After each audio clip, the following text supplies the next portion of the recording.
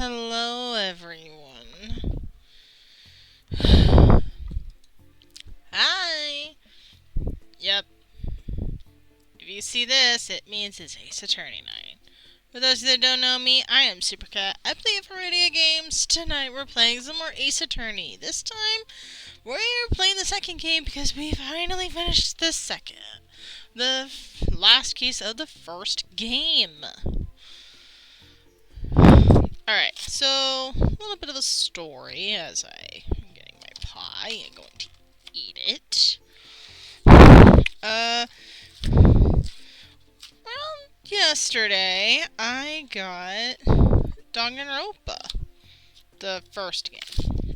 Luda was kind enough to give it to me. So, at some point, I will be playing it. Maybe after the trilogy, we'll probably put into a vote on which game I should delve into next. That's kind of in a similar wheelhouse. The only thing that's different about Danganronpa is that it's more of a killing game focused instead of court. But it's kind of the same idea.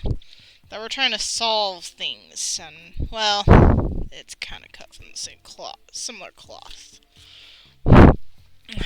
Anyway.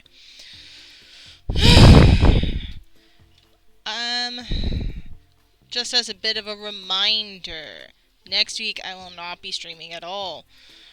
If I have any time, it will probably be Friday night. Maybe. Not making any promises, not putting myself in that much stress. Because I have 2 dentist appointments, I got a movie I want to go see with my friends next Saturday. Yeah. And also, in between, I kind of don't want to push myself in being super busy by also putting streams on top of it. So this will be a good chance to just take a break for myself and just live life for a bit and then come back the next week. Basically the week after. God.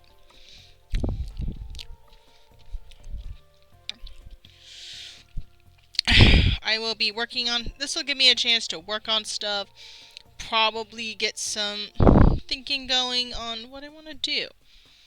So, if you're in the Discord, you'll probably see me chilling in the Discord, a little bit more. I'm kind of doing that now, for the stream.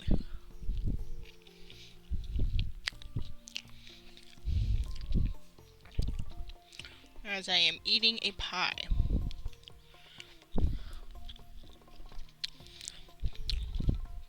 It's probably going to be solo me today. I'm gonna double check. Yep, so far it's just solo me. So.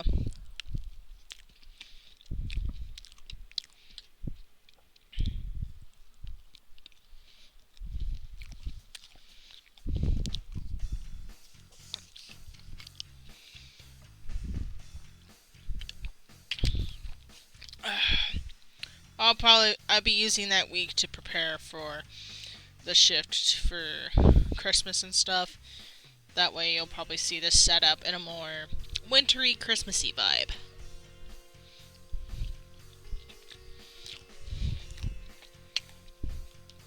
I might even change up this little look for a more Christmassy one. Or winter, depending on how I want to make it look.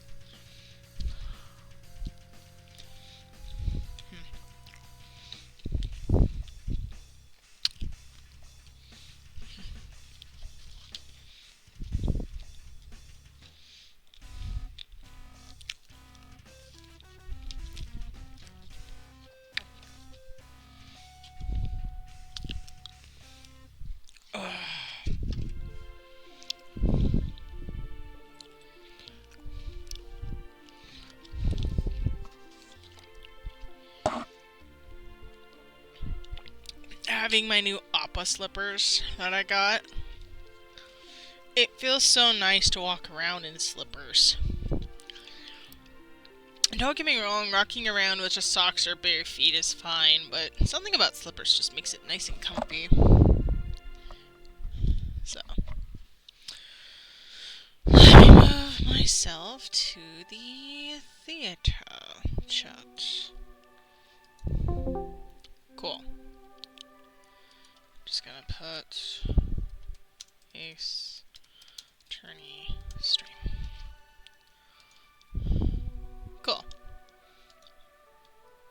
Where's the lawyer kitty? There you are. Cool. Okie dokie. We stop the music. Let's get into the game. So yeah, I'm probably just gonna be soloing this, to be honest.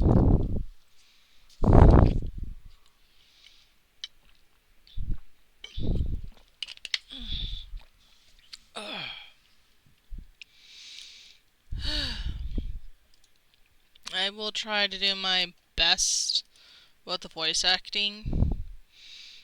Last night with Persona, I think sometimes I just get a little burnt out.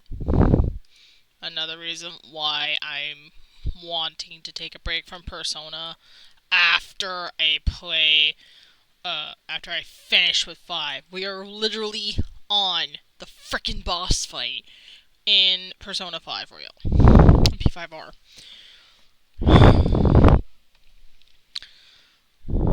I did my best to I know I can heal, I have like a crap ton of items. I just like being over prepared.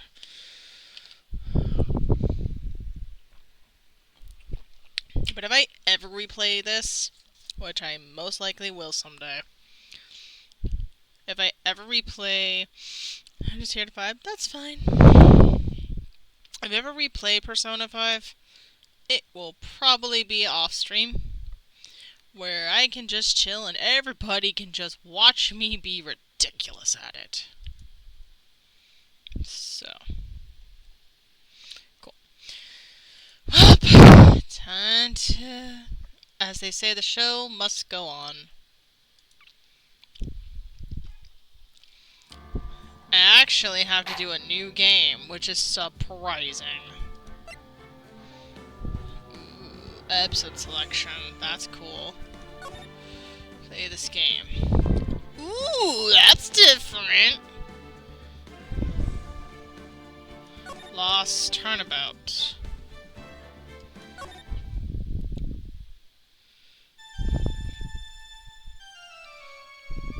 What the hell?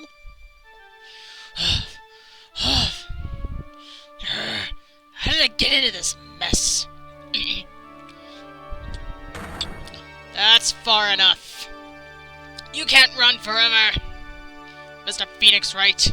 Wait, what? What the hell?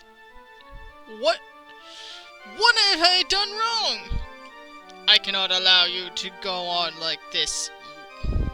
Oh, but I'm just a simple defense attorney. Silence! You are no longer worthy of your title.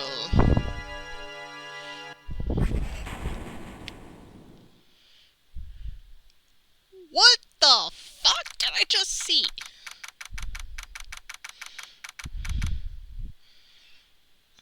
What the hell? What was that? That had to have been a dream. But why is he dreaming that? Oh my gosh, what the heck did I just step into? September 8th, 9:08 a.m. District Court, Defense Lobby, number 1.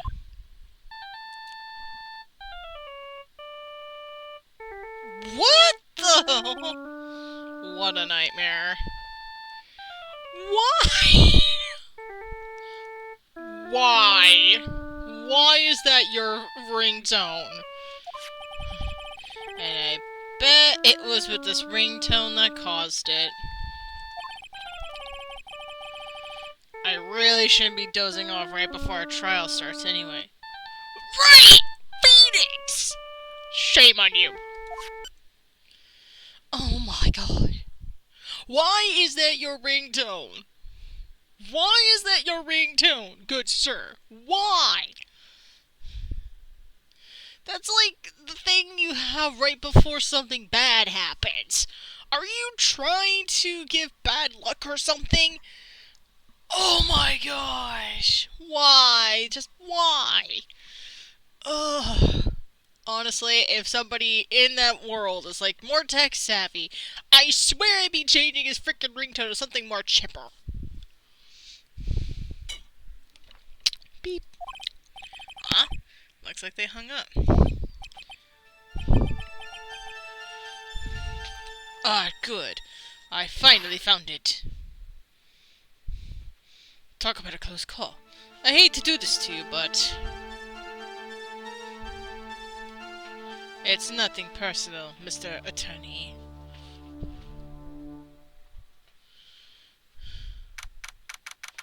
A few minutes later, District Court, Defense Lobby, number 1. I'm scared.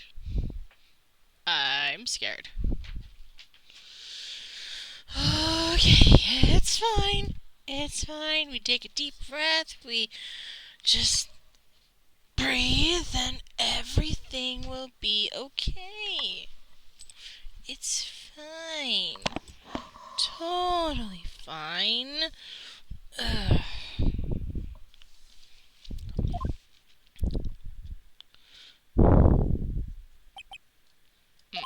Ouch, my head is throbbing. Why does it feel so foggy in here?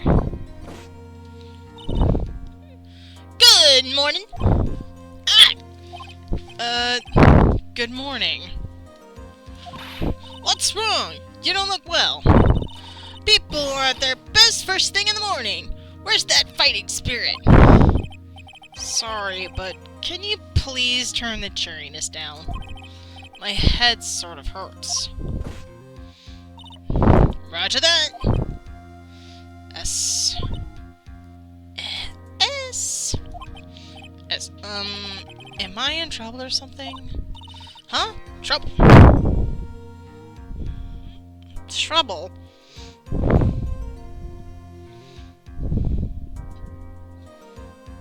Excuse me while I deal with some trouble of my own.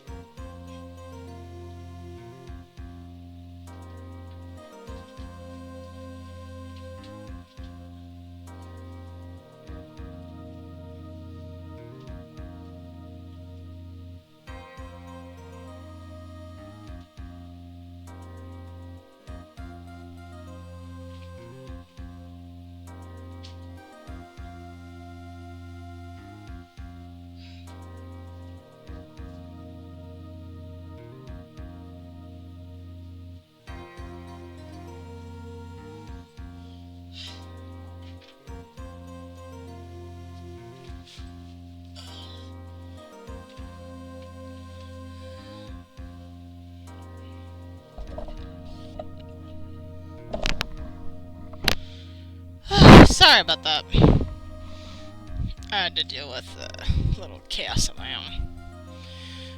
Trouble? Wait, never mind. You're a policewoman, right? I thought maybe I had done something wrong. What are you talking about? I'm the one in trouble. What? S. What? placing myself in your hands today, Mr. Phoenix, right?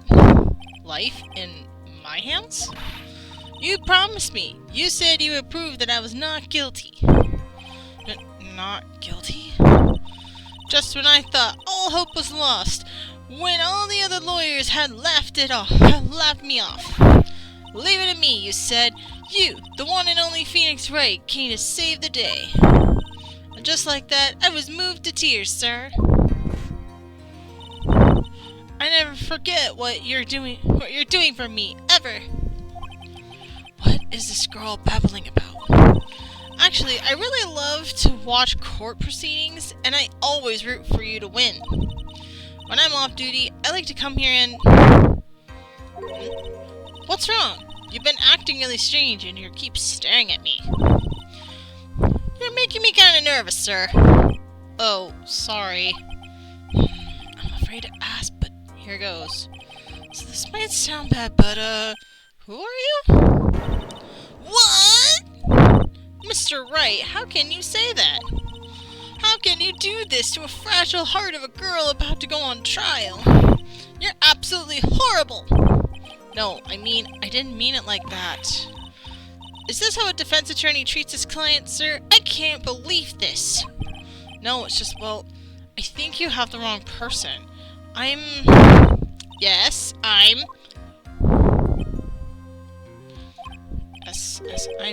who am I? Why am I drawing a blank?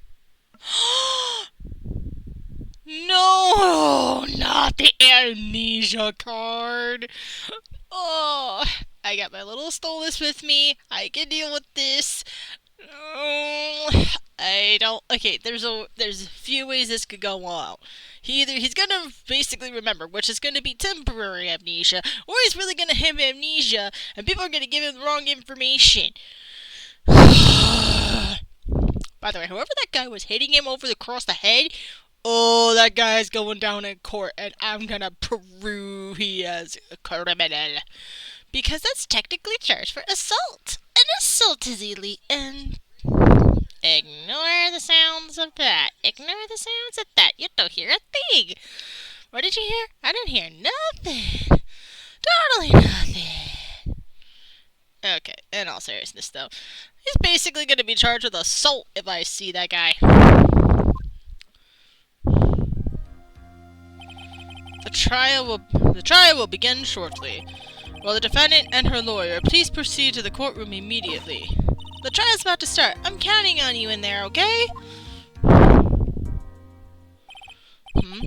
guess I must have amnesia. Let's see, what can I piece together? From the sounds of things, it's probably safe to say that I'm a defense attorney. And that girl, she said I'd prove her not guilty. I can't believe I made such an irresponsible promise. Oh my gosh. Right.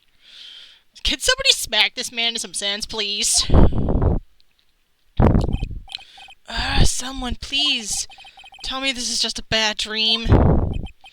Why do I get the feeling this is one dream I won't be waking up from?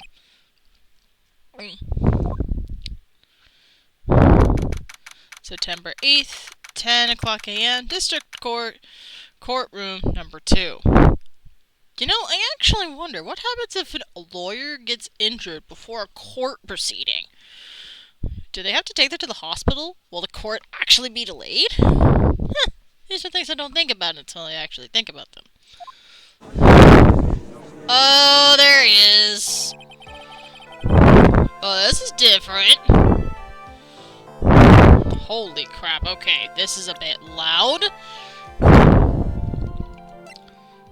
There we go. Okay. That's better.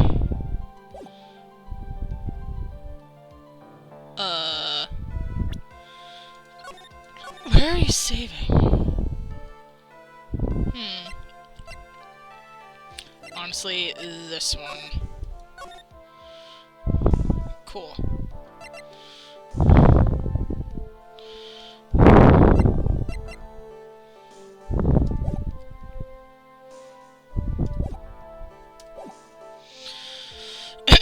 Court is now in session for the trial of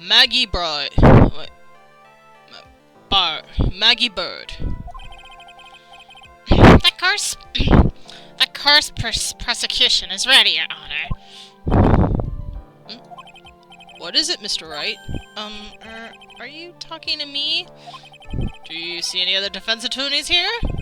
I guess not. Now then, are you ready?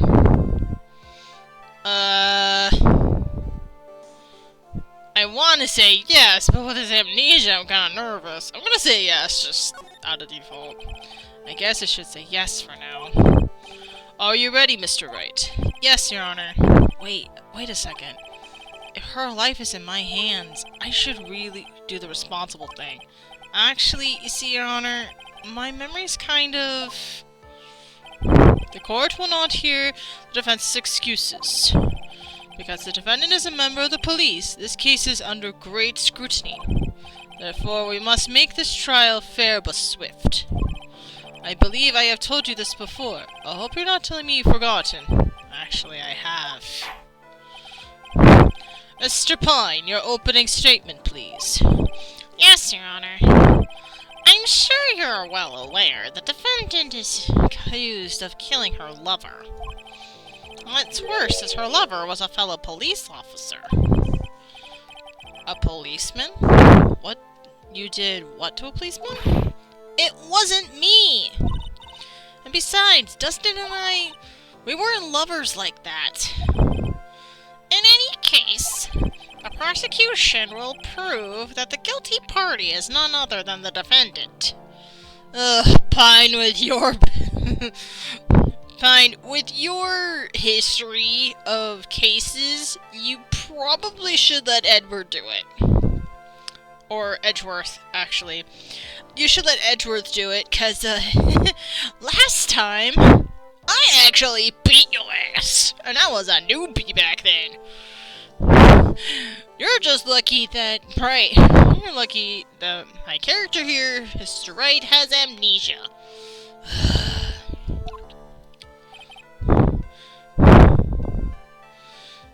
Very well. Mr. Pine, please call your first witness. It's been a while, Mr. Wright. It's been a while, Mr. Wright. It's been a while, Mr. Wright.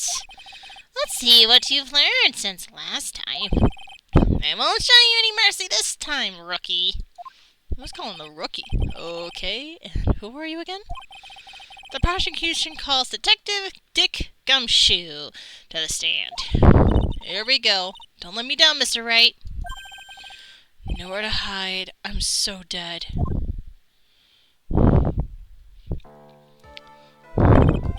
Witness, please state your name and occupation.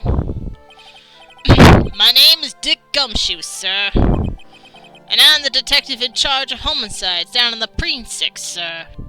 I want to say pal, but I have to say sir. You don't look very well, detective. Well, sir, the defendant, she works under me. So... Hold on. Wrong voice. Well, sir, the defendant, she works under me. So, you know... You work under that detective? Yes, sir, and while I was a trainee, he was always watching out for me, sir. He's such a wonderful guy, sir. I'll never forget what he's done for me. Okay, calm down, I believe you. Detective Gumshoe, please describe for us the details of this murder.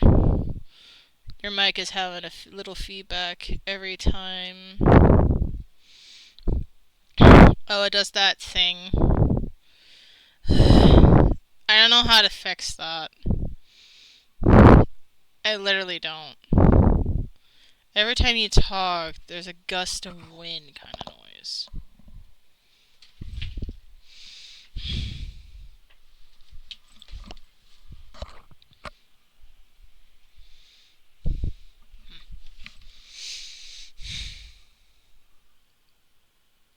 Do you hear it now?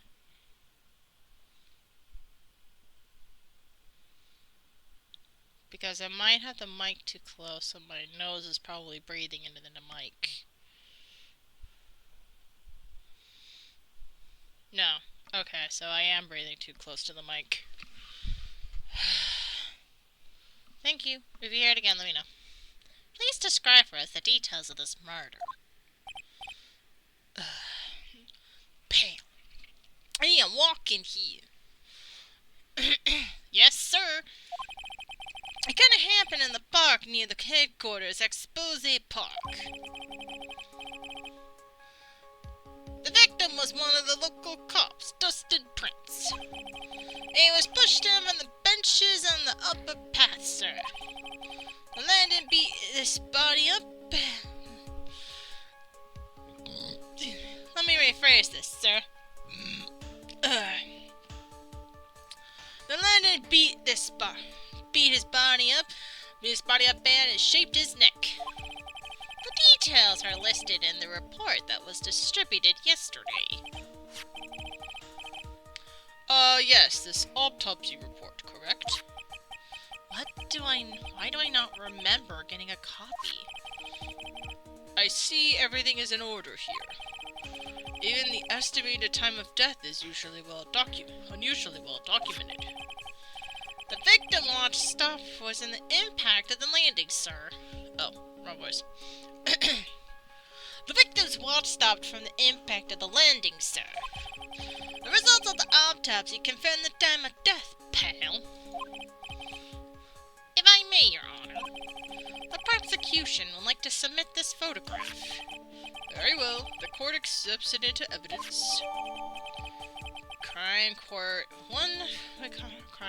1 added to court record. Crime record, court record, whatever it is. Now then, I recall that yesterday's preliminary hearing. A very important piece of evidence was brought into our attention. Yes, Your Honor. Yes, sir. Yes, I guess? Mr. Wright, is your head on right today? No. There was a very critical piece of evidence found under the victim's body. Was there? Have you lost your mind? Well, actually, it's just nerves. Give me a sec. What? How can you talk like such an amateur? I thought you were a pro, sir. Alright, sir. I'll be through this. At a time like this, maybe you ought to take a glance at the court record. Court record? Yep. Info about evidence and people involved in this case are all listed there, sir. You can look in the court record by pressing this button.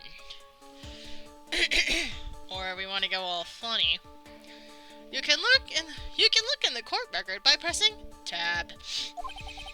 Tab, huh? You really know what you're talking about, don't you?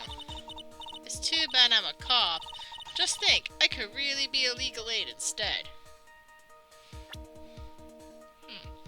Let's see.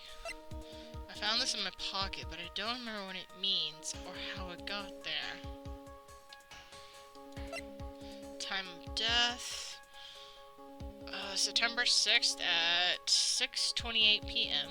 Cause broken neck. Body was also covered in bruises. Found under victim's body, pieces of nearsighted glass lenses were found nearby. Interesting. Let's take a look at that picture.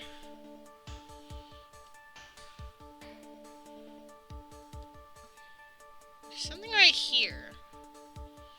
Interesting. There's somebody looking right down there. There's this guy too. Fascinating.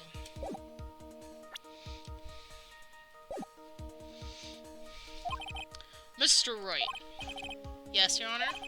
Court is in session. Save your chit-chat for later. Sorry, Your Honor. Well, I guess I better check the court record and see what I can find. What is that again? Tab. Alright, Mr. Wright, let's see if your notes are in order. What is the piece of evidence found underneath the victim's body?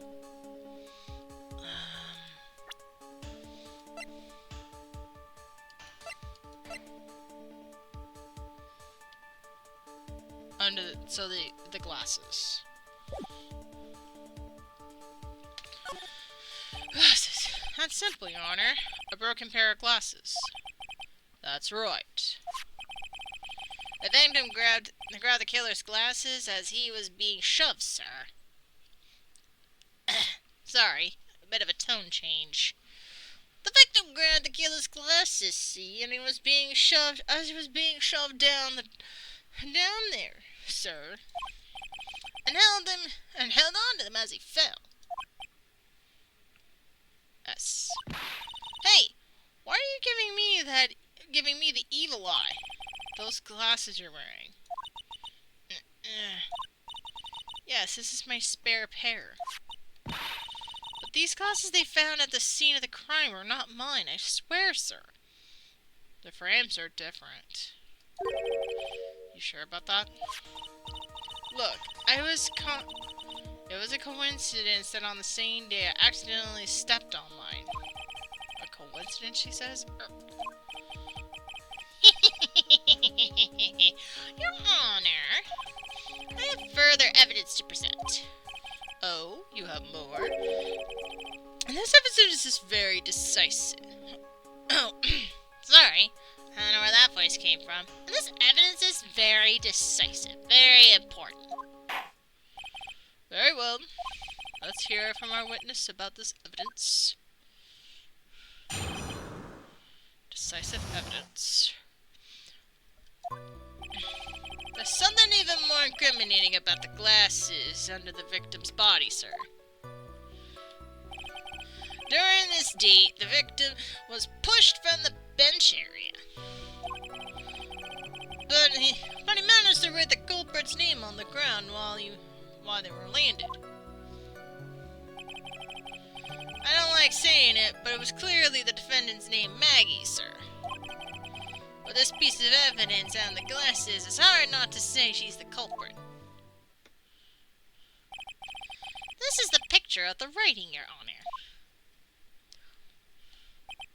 Why is this? Yes, I can see her name is clearly written here. The prosecution would like to submit this picture. Understood. The court accepts it into evidence. Crime photo 2. The photo of the area around the victim's hand. As if the glasses alone didn't make you look suspicious. The victim even wrote your name as clear as day on the ground. But I already told you those glasses are mine. And how do you explain his dying message? It's a conspiracy. I'm not guilty, sir. It's a setup. Mr. Wright, you may cross-examine the witness. Cross-examine? This is it. I'm counting on you. Sure, but what am I supposed to do? My gosh. Does nobody realize he has freaking amnesia? I need to get his head checked?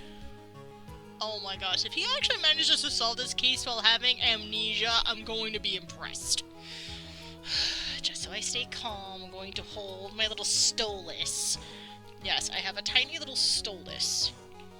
One day, I want to get a plush stolus and just hold him. That's kind of a dream of mine. Could I get one? Hot Topic? Yes. But I'm trying to be wise with my money, and I already spent enough as it is. What? That's what I'm saying. This isn't like you at all. Normally, this is the part where you get the witnesses' faces. And get in their faces and do what? Guess there's no other way around it. Okay, I'm gonna lend you a hand. As prosecution witnesses all hide things from the court. Which means they lie from time to time. Lie? But isn't that the detectives your superior? Well, even if they don't mean to lie, sometimes people just remember things wrong. Like that detective. He does sort of look like a scatterbrain. It doesn't matter. Either way, it's bad for us, sir. That's why when you question witnesses, you have to find and expose their lies. Mr. Wright, your cross-examination, please. Yes, Your Honor. Talk about trial by fire. Here goes nothing. If I had a plush of Charlie, it would make me so happy, but there's no official ones that I know of. Yeah, honestly, now that I think about it, I don't think they've made a. Oh wait, no, scratch that. I've seen a squishy Charlie in Hot Topic when I was shopping yesterday. Yep, true story.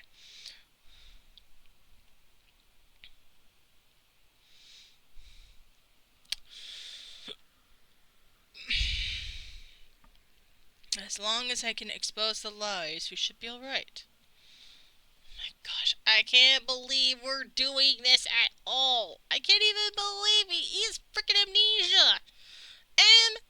Amnesia. I don't like this. I don't like this. I don't like this. I don't like this. I don't like this. Okay. Decisive evidence. Something even more incriminating about the glasses under the victim's body, sir. During his death, the victim was pushed off from the bed. Oh. I feel like Gumshoe's voice is gonna go through some phases. Alright. Presso. I like to annoy them with every line of dialogue, because I don't like leaving things unanswered. About those glasses. Do you have any proof that they belong to my client? Okay, even with amnesia, he's still got it.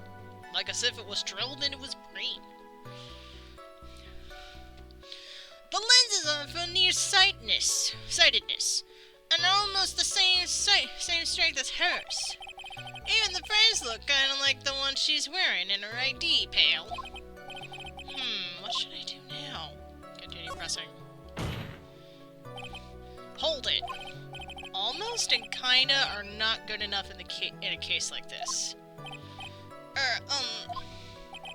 Do you have any more definitive proof? Is there something that clearly links the defendant with those glasses? The dirt and the sand rubbed out any traces of fingerprints or anything else. So what you're saying, detective, is that you have nothing to prove those glasses are my client's. Something like that. What? I see. So there's no proof. Wow, that was amazing! I could totally feel it down in my gut.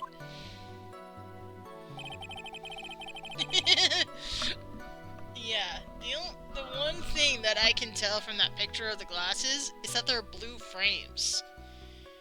Someone else may have the same eye strength, like bad eyesight as her, but probably has different frames. Now, you're sure he was pushed, and that's how he fell? Yeah, pal. If you look at the wounds in the victim's body, there's no way it was anything else. Please continue with your testimony, detective. Anyways, the victim fell pretty far.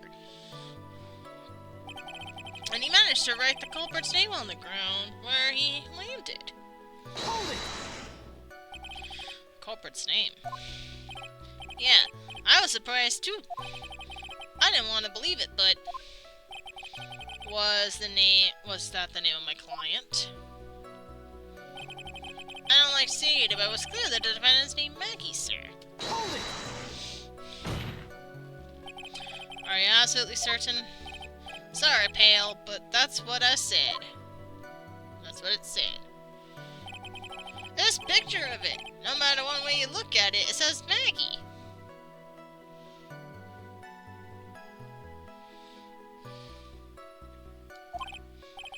He's got a point. Hey, hold on! Huh? Don't me. You know the picture says Maggie, right? But now that she mentions it, something feels kind of off about this picture. That's how you know you've found a contradiction. Now please hurry up and present some evidence. So that's what the spotting a contradiction feels like. I better click on the court record again. Okay, so now we know which line it is. I like being thorough. And you're certain of it? It was the victim who wrote the name on the ground? There was scratches in his fingers in the rough sand. And there were grains of sand under his pointer fingernail, pal. It certainly seems that the name was written by the victim himself. That didn't go well. If the writer was the victim himself, they were in a lot of trouble. Don't give up. Keep that fighting spirit going. I'm glad you're all pumped up, but I really want to see you special moves, sir. Wait, what? You always look so cool when you present evidence. Present evidence?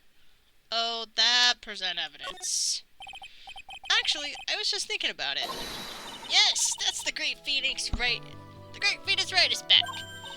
Oh, that's right. Huh? I heard that lately you can present not only evidence, but people's profiles as well.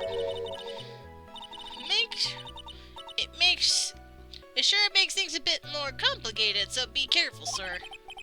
People's profiles, huh? Alright, let's give this another try. Now I know which one. It was this one. Press. Whoops! I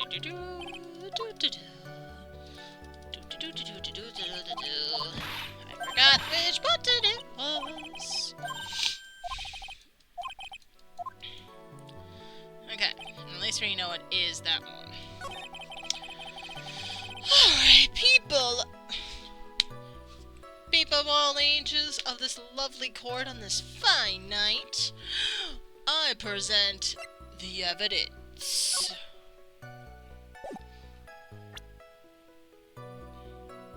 Objection! Oh crap.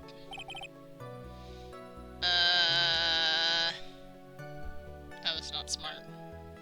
I'll take the hit for this one. And then just remember to... I always forget to do the strategy! Evidence clearly reveals the contradiction of that statement. Well, they aren't they? Not at all. Mr. Wright, please think with facts before making accusations.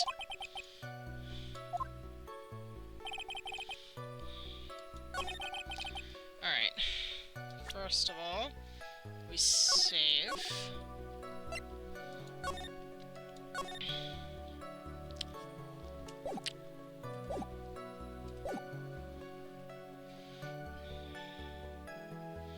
And we present.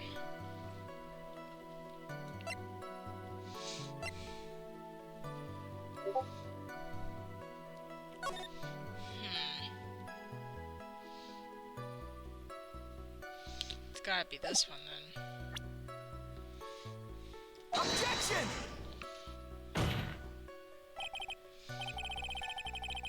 And it is not.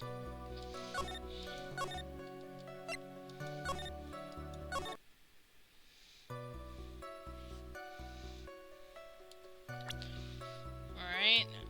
What about this phone? Wait. Broken neck, but it was also covered in bruises. Let's try this one. Objection! Nope, not this one.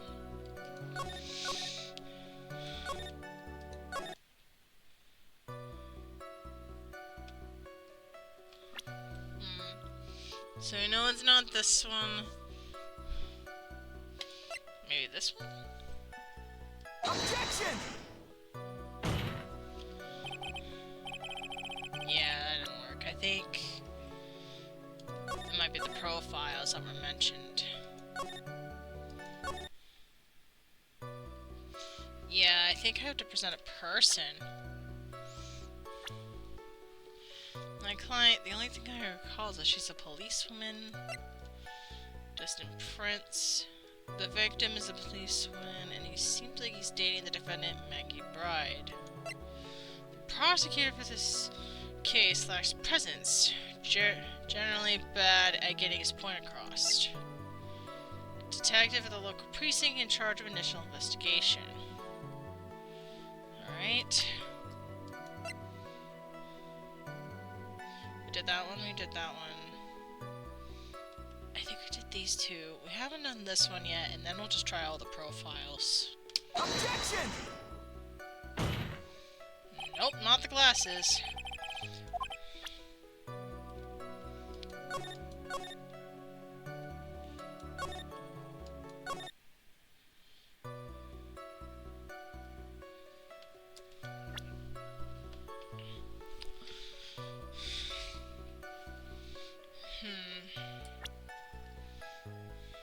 We'll just... Objection! Oh, hello. Ah, so it was a person. S. S. S. What is this? S. What's come over me? Without thinking, I just blurted out objection and yelled at the top of my lungs, figure outstretched to take on my opponent. Oh my gosh, you do that so much, it's basically instinct. That's kind of sad. What a rush. Detective Gumshoe. You're talking to me, pal? Please state the defendant's name for me. What are you trying to prove this futile exercise, Mr. Wright? We'll see. This is a very crucial line of questioning. Actually, Mr. Pine, you can answer the defendant's name if you please. Where is this ridiculous question coming from? The defendant's name is, Maggie Bride. Nope. I think someone needs to check the court record. Even with amnesia, he's still got it. What? It says right here that's Maggie Bird. Ah! It looks like the bird caught the cat napping. What's going on here? I have no idea, sir. As you can see, the victim did indeed leave a name Maggie. However, the defendant's name is actually spelled Maggie. This is a blatant contradiction of facts. Oh! How about that? I hadn't even noticed.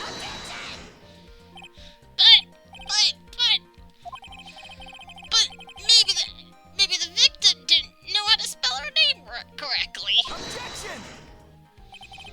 May I remind you that it was you who said, The defendant is accused of killing her lover. if they were truly lovers, it would be impossible for him to have not known her name. No! This is very true. Mr. Pine, Yes, Your Honor? are you absolutely certain that the defendant and the victim are you certain that the defendant and the victim, Dustin Prince, were in fact lovers? Yes, I'm quite certain, Your Honor. They were quite well-known couple in the police force. Detective Gumshoe, please testify for the court of the relationship between the victim and the defendant. Yes, sir. Sorry, I was doing my best Pine impression. I think I did a pretty good job. Dustin and Maggie. Officer Prince and Officer Bird have been going off for about half a year. About 6 months, for those of you that can't keep up. It sounded like they were even talking about marriage. The day of the incident just happened to be the victim's birthday, sir. Maggie, I mean. Officer Bride had gotten Officer Prince, a present. It was something she had brought over 2 months ago.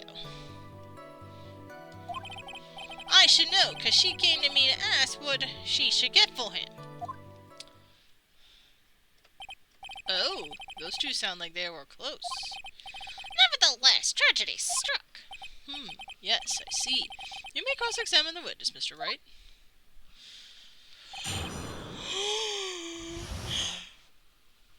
Oh, my goodness.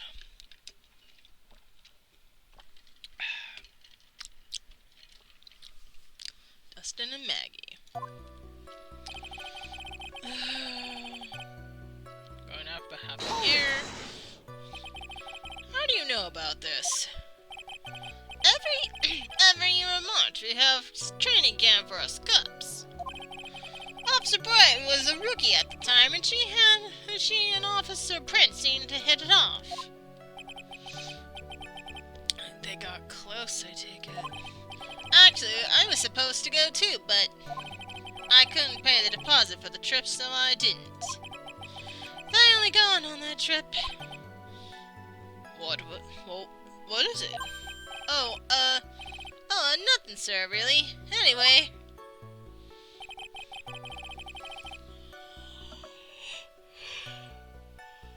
It sounded like they were even talking about marriage. Hold it! Marriage? But wasn't the victim 8 years older than her? What? You say the guy's gonna marry someone the same age as himself, pal? No, that's not what I meant at all. Dr. Gumshoe and Dustin are only a year apart, you know. I think this fellow's has ways to go before marriage. Mind your own business, pal. Damn. Damn. I got an achievement for pressing Gumshoe about marriage. Oh, that's funny.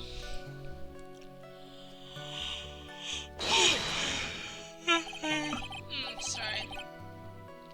The day of the incident, you mean September 6th? Yeah! The victim of Officer Prince had gone off duty at 5:30 p.m. that day. And since Maggie's night shift hadn't started yet, they went to the park for a bit. Ah, I remember when I was young and in love. Oh, it was a jolly time. That's great, Your Honor. I'm glad you are such a cheerful old man. Maggie, I mean Officer Bird had gone Officer Prince a present. Hold it!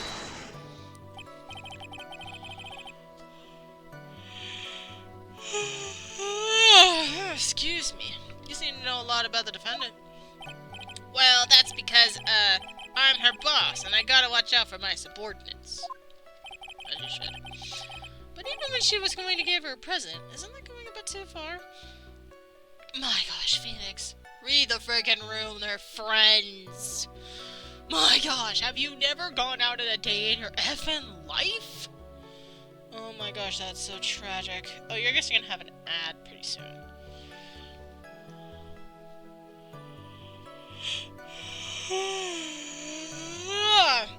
Excuse me. Excuse me. I'm gonna go chew on some gum for a little bit, because it has mint in it, and maybe that'll freshen my breath. So, I'm going to be right back.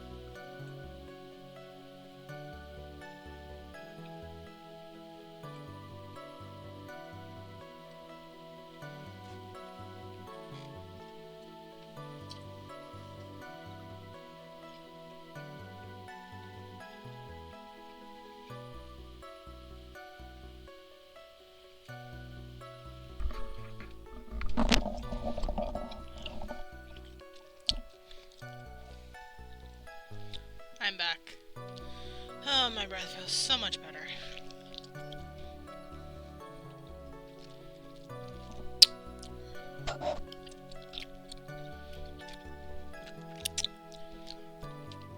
Alright. Welcome back from ads. If I appreciate you watching the ads, it makes me happy because you are staying and trying to be there, even though you hate the ads. Well, add it. Tell me which ads that you've seen. If there's nothing really notable, that's totally fine. Alright. We knew what was going on. We're going a bit too far. Hey, pal, watch what you say. I know everything that happens under me. If someone so much as scratches their... I really don't need to know that much. That's alright. Please refrain from badgering the witness. I agree. Even if this witness has a crush on the defendant, that should not be the point of the discussion at this time. Whoa, wait a second. Why are we talking about this? It's all your fault, pal. You're guilty, guilty, guilty, guilty. I should have you under arrest. I think the good detective is about done here.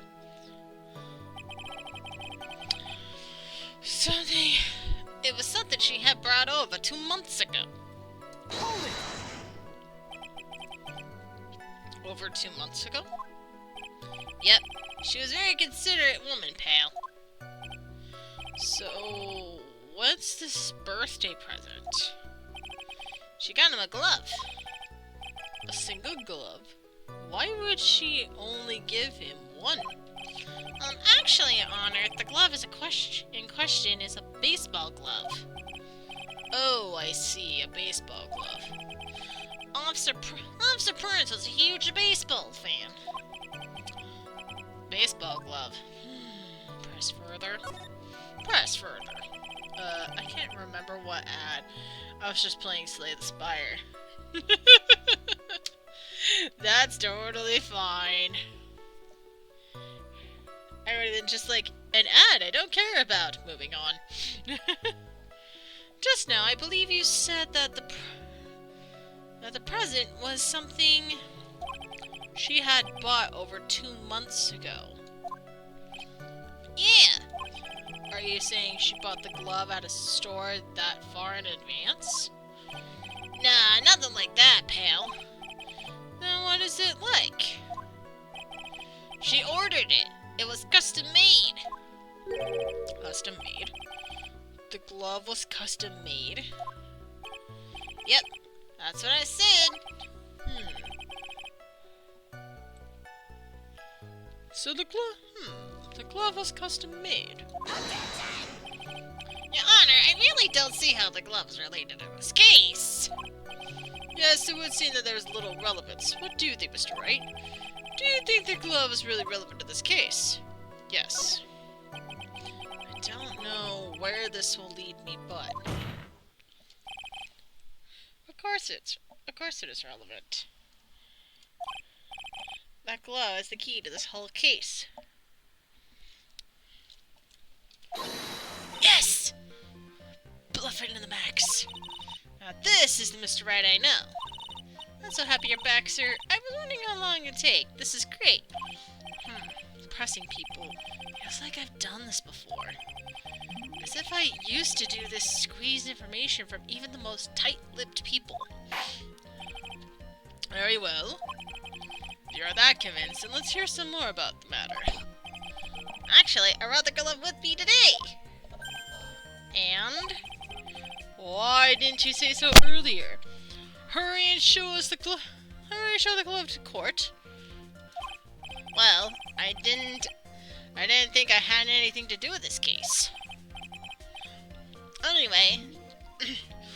Anyways, this is it, sir. It's rather yellow, isn't it? What's that? Officer Prince really liked the color yellow. And that's why you had to special order it. Yep, that's right. That, and one other reason. I think this court has heard enough.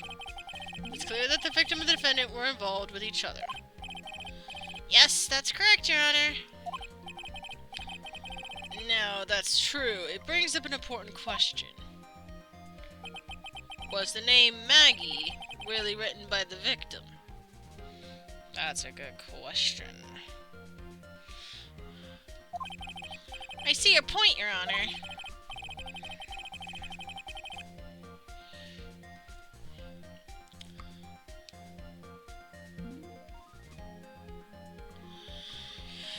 Detective Gumshoe, please tell the court a little more about the name on the ground.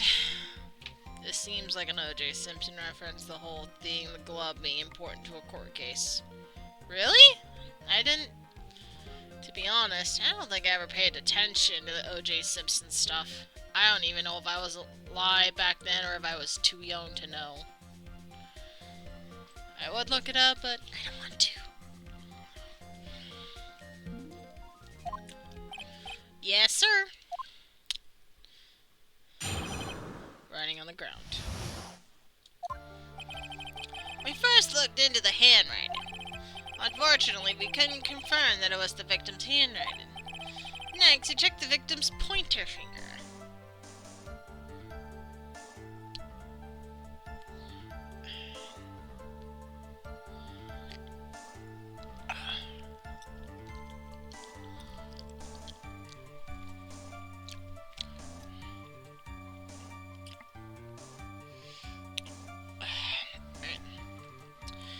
Next, we checked the victim's pointer finger.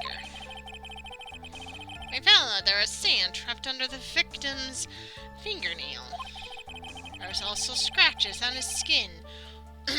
Sorry, Your Honor, I was doing my best pain impression again. There's also scratches on his skin that were caused by him writing on the ground. From this, we could confirm that the victim wrote his name in his right hand. 1900s. I learned about it in history class in high school, contemporary issues class. Basically covering stuff that went down throughout the 90s. Yeah, I was probably not born yet or way too young to know. 1900s, I mean. Yes, a perfectly logical conclusion. Now then, Mr. Wright, you may cross-examine the witness. Thank you, Your Honor. Writing on the ground.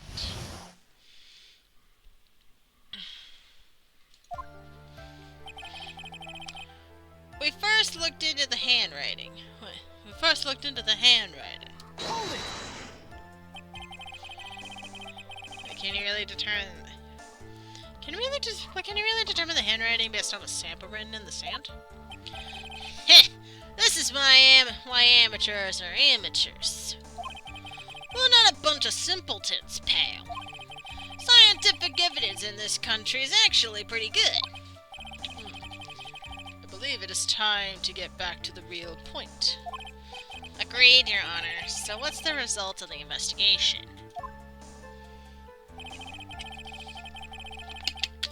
Unfortunately, we couldn't confirm that it was the victim's handwriting. Hold it! So in the end, you couldn't confirm it? Hey, don't you look down on us, pal. I told you, we're not a bunch of simpletons, pal. Everyone knows you can't find out everything you want with scientific investigation. I've never heard of that before. Me neither. Nor I. I've never heard anything like that in the police academy, sir. Okay, so I made it up. Okay, so I made it up. Anyways. Next, to check the victim's pointer finger. Hold it! Is pointer finger? You know, the one you're always pointing and waving around in people's faces, pal. Don't tell me it bothers you. Every time you do it, I have a mini heart attack. It's like you're trying to kill me, pal. In any case, you've examined the victim's index finger, correct? Yeah. I figured there should be something on this finger if he had been writing in the sand. And the results? We found that there was sand trapped underneath the victim's fingernail. Hold it! And what does that prove? Well, it proves that he did write his name with his own finger. Yes, which explains why there's sand stuck under his nails. I guess he's right. And there's more! There are also scratches on his skin that were caused by him writing on the ground. Hold it! Scratches on his skin? Yep. You can't see them with your naked eye, but they're there, pal. That's incredible. Sure is. That's the power of scientific investigation. They're so small that we've had to use a magnifying glass, like a really strong one, pal. It's got a really scientific sounding name. You mean a microscope? Yeah, that's it. We used one of those, and that's how we found them. I can't believe this guy doesn't know what a microscope is. From this, we could confirm that the victim wrote his name with his right hand. Hold it! Are you absolutely sure? I believe in the power of science. I believe in the power of science, pal. I wonder if my evidence is solid enough to counter with. Listening to this, you would think there is only one conclusion. But that name was definitely written by the victim. But don't you think it'd be really strange, sir? If Dustin really wrote that message with his right hand, do you think it would have gone through that much trouble to get him his present? The present? What about it?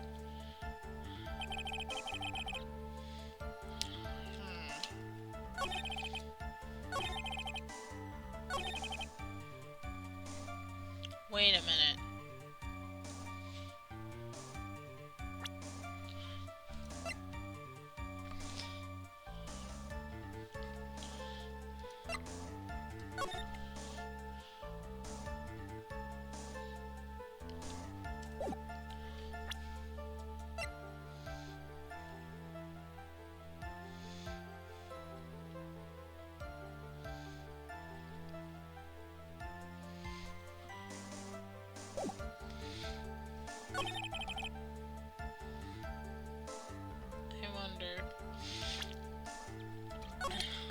We're doing a tactical save.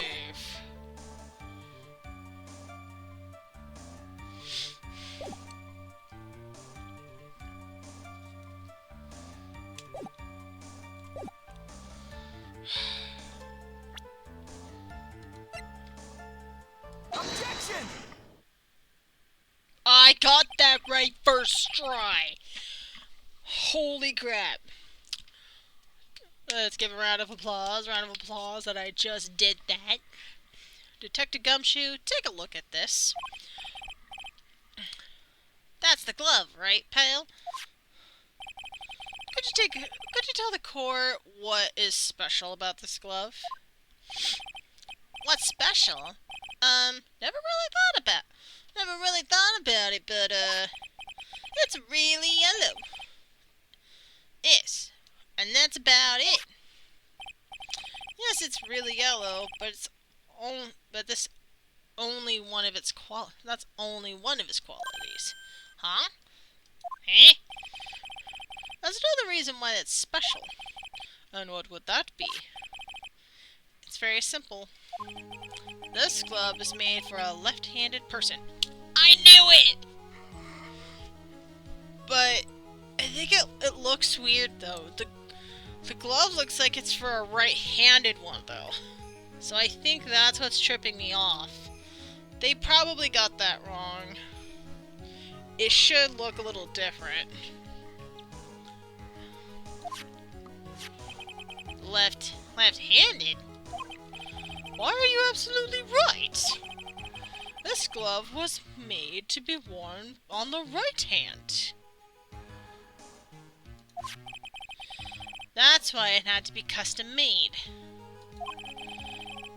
I've That's why I had to be custom made. I have never seen a bright yellow left-hander's glove for sale. Have you? Well, no. So, detective, which hand did the victim use to write the name with again? That's easy. Look, it's obvious from his picture that it was this... it's obvious from the picture that it was his... What? Wait a second. Don't forget the victim was left-handed. Ah! Hold on. Pale. Ah! That's it. I mean, I object. Overruled. Mr. Wright, I would like you to know that what your line of reasoning proves. There's only one conclusion that can be drawn. A left-handed person could not have written a message with his right hand. Not unless you're ambidextrous. Which is a fancy way of saying you can use both. Therefore, the person who wrote the name Maggie could not have been the victim. No, it was the suspect that did that. Order! Order! When you think about it like that, when you think about it that way, then yes. It is not possible that this name was written by the victim himself. Excuse me. Then that means Maggie is... No! It's impossible! Mr. Pine. Yes, Your Honor? The evidence of the prosecution is presented as failed to prove the defendant's guilt. In fact, I believe you have proven her to be innocent. No! Alright, you did it, Mr. Wright! Phew, I feel like I can breathe again. It seems that we have reached the conclusion. You did a fine job once again, Mr. Wright. Me, Your Honor? Well, thank you, sir. See, you got complimented by the judge again. You're really good. And that's why you can't give up being a lawyer, sir. Are you joking? I'm more than ready to retire.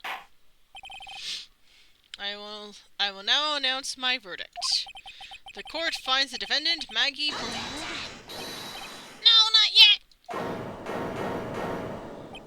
I mean, please give me a few more minutes, Your Honor. What is this? What is the meaning of this, Mr. Pine? The prosecution is not finished yet. What do you mean? We would like to call in our next witness to stand.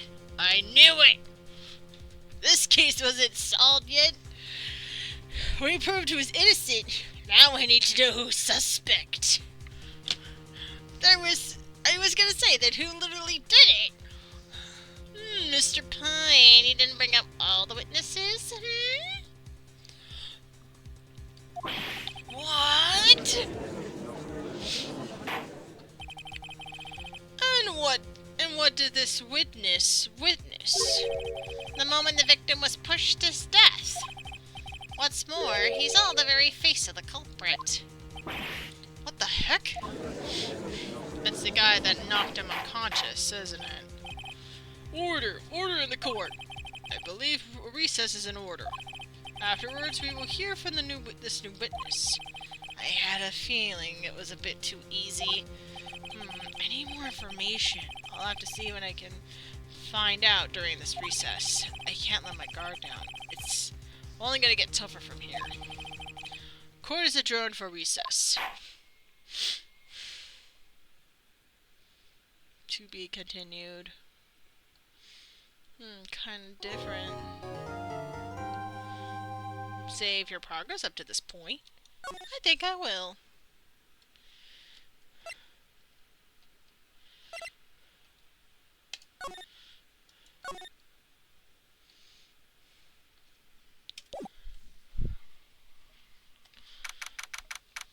September 8th, 11:43 a.m. District Court, Defendant Lobby, number 1.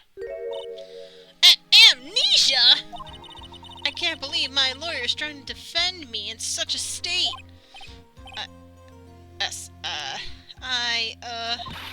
Why didn't you tell me, sir? I'm sorry. I didn't mention it. I'm sorry I didn't mention it to you. Oh, I know what to do. I hear you can fix something like this with a really strong shock to your system. Come on, lower your head a little.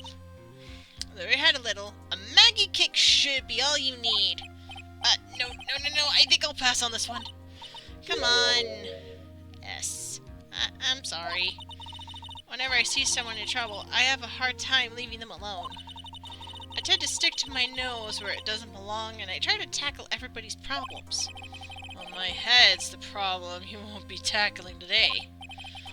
Well, we're here to solve your problem first. We can deal with mine later. For now, do you think you can fill me in on a few things? Of course, I'd be honored to. Well, I guess I'll start with my name, and then I can tell you about me. While we think about that, I'm going to the restroom. Yeah.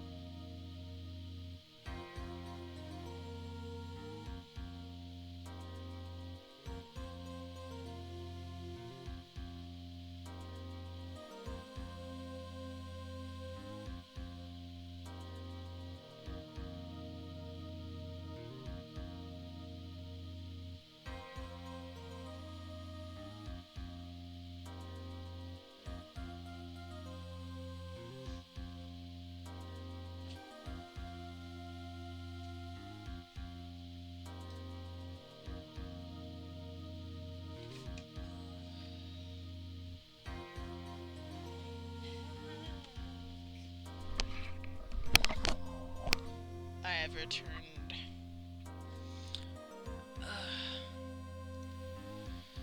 Alright. Let's actually figure out what the heck's going on.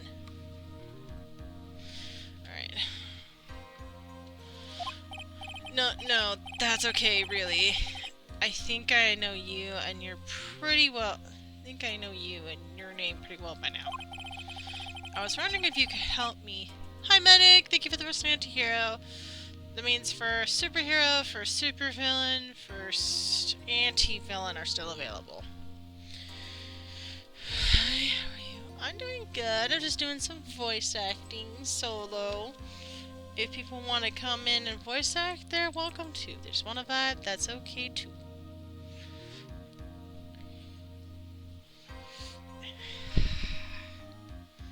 Sorry, I got a little itch on my foot. I hate when I get an itch on my foot. Like it's all of a sudden, it's no warning, you know?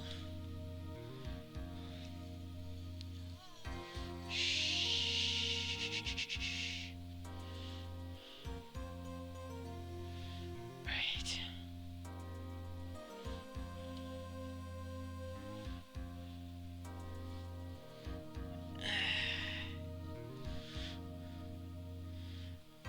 Thank you for the 3 stream streak. Thank you for the 3 watch streak, medic.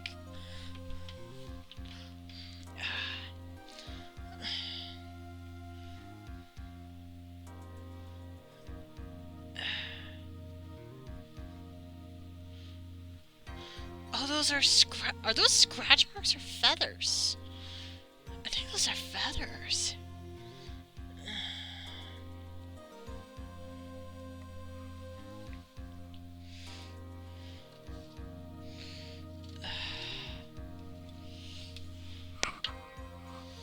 Alright. I was wondering if you could help me figure out a few things about myself. So my name is Phoenix Wright. What a weird name. It's your freaking name! Think of the first supervillain, Dana. Somebody's feeling chaotic tonight. They're feathers. Have you played this game before, medic? Or can you just tell they're feathers?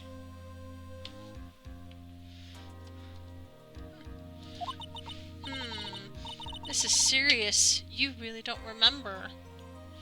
Yeah, 'cause someone knocked me in the head. Pretty hard to cause amnesia. And I'm pretty sure the person that knocked me in the head is the next person I'm gonna see. And believe me, I'm going to cross-examine him like it's no tomorrow and get him arrested by noon. And I'll play this game before. Well, I just started the second game of Ace Attorney. Basically, a Phoenix Wright's journey. This is the second one. So sit back, relax, and be entertained by my lovely voice. You really don't remember. I'll tell you what, sir. You can have this back, and maybe it'll help. This is a business card? I got this from you! It's my most prized possession! You can borrow it for now, but please give it back, okay? Okay. There's some numbers written in the back. Oh, that's your cell phone number! Phoenix's business card. This is my business card. I hand-wrote my cell phone number on the back. Phoenix's business card added to the court record. I guess for now we should stop talking about me and start talking about this case. This case? Yep. Can you think of anything that would be helpful for me to know? What I can tell you? I can't think of anything other than the incident with that cell phone, but... Cell phone? Yeah, your eyes lit up when you talked about it at the detention center, sir. Hurry up then and tell me. This might be very important. Okay, Roger. It was on the day of the crime, just before 6 p.m. I picked up a lost cell phone while on a walk with Dustin.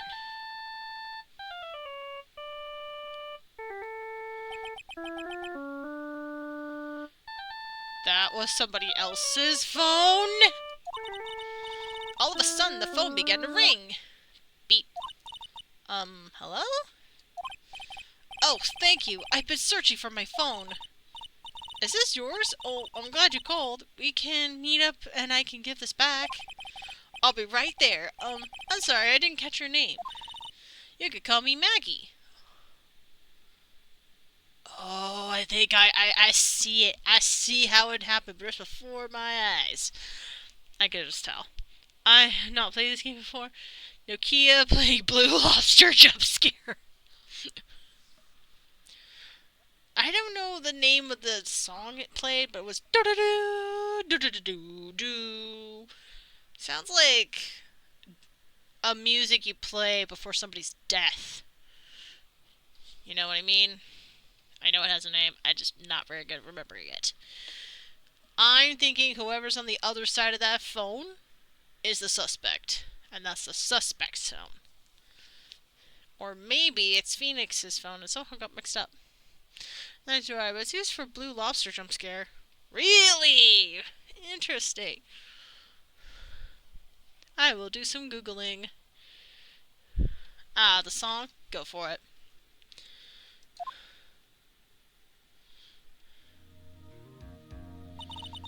We agreed to meet up at 6 p.m.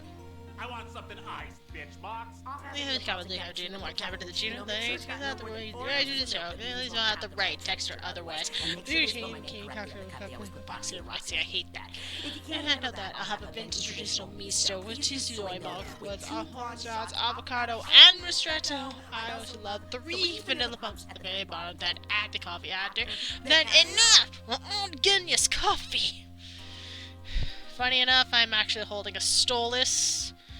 This Stolas is one of those mystery box ones. It's a nugget plush. So I got a Stolas nugget.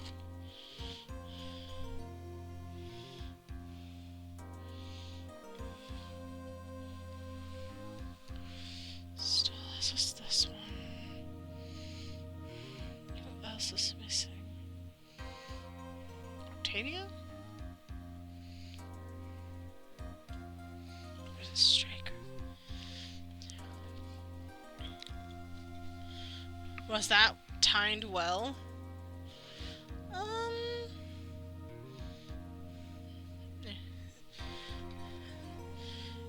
Tokikata.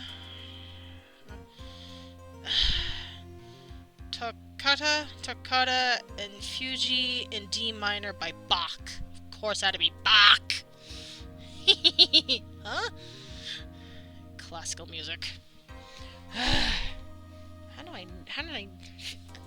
don't know my classical musicians very well. But some reason, it was just Bach. Anyway, back to the story. We agreed to meet up at 6 p.m. Dustin and I waited for the person to show up. But they never did. So where's the phone you found now? I gave it to you yesterday. Huh? To me? Is that the phone in my pocket? You mean this? Do you think it has anything to do with the murder? I don't really know, but my eyes lit up. Ah! You were here all along! Oh.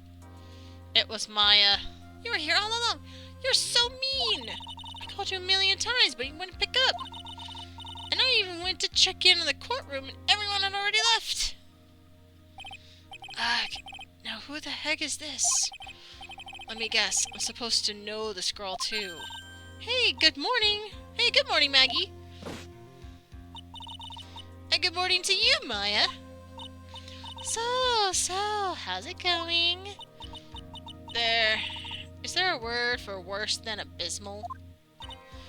Oh, and what if I said that everything will be fine? That's right, it's Maya to the rescue with ultra detective super important evidence. Here you go, Nick. The thing you wanted me to bring? Huh? Oh, thanks. What the heck is this? A list? There has to be about 20 people's names and phone numbers written on it. It was kind of tough, but I managed to dig up some dirt. It looks like these guys are up to no good. No good? As in, there's a group of con artists the police are currently investigating. I think these guys are members of that group. List. Names list added to court record. Names list. A list of unfamiliar names and phone numbers. Members of a con artists group. Hmm? Yes, apocalyptic.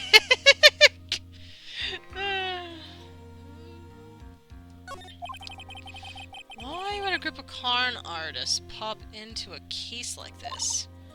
Don't look at me! Wait, don't look at me! And where did you get this list from in the first place? What? What? You don't remember, Nick? No. He's got amnesia. You're the one who asked me to look this up yesterday. Get out of my head. How did you know? Oh yeah, there's actually a confirmed thing that sometimes when people actually acknowledge what he's saying or thinking, he's actually talking in soft tones. You know how you kind of like softly talk to yourself? That's kind of what's going on. They can kind of just hear that when Phoenix thinks he's keeping it in his head. He's just saying it out loud, but not loud. He thinks not loud enough for anybody to hear, but just enough where somebody did. In other words, he's not very good at keeping it in his head sometimes. Oh, is that right? These numbers were in the memory of that phone Maggie found. So that's where they're from. You are awfully forgetful these days, Nick. I hope I never get to be a forgetful old prune like you. Maya? Actually, Mr. Wright is... Mr. Wright, recess is now over. Please bring the defendant and return into the courtroom immediately. No, I mean Dana. Dana knew what exact words I thought of.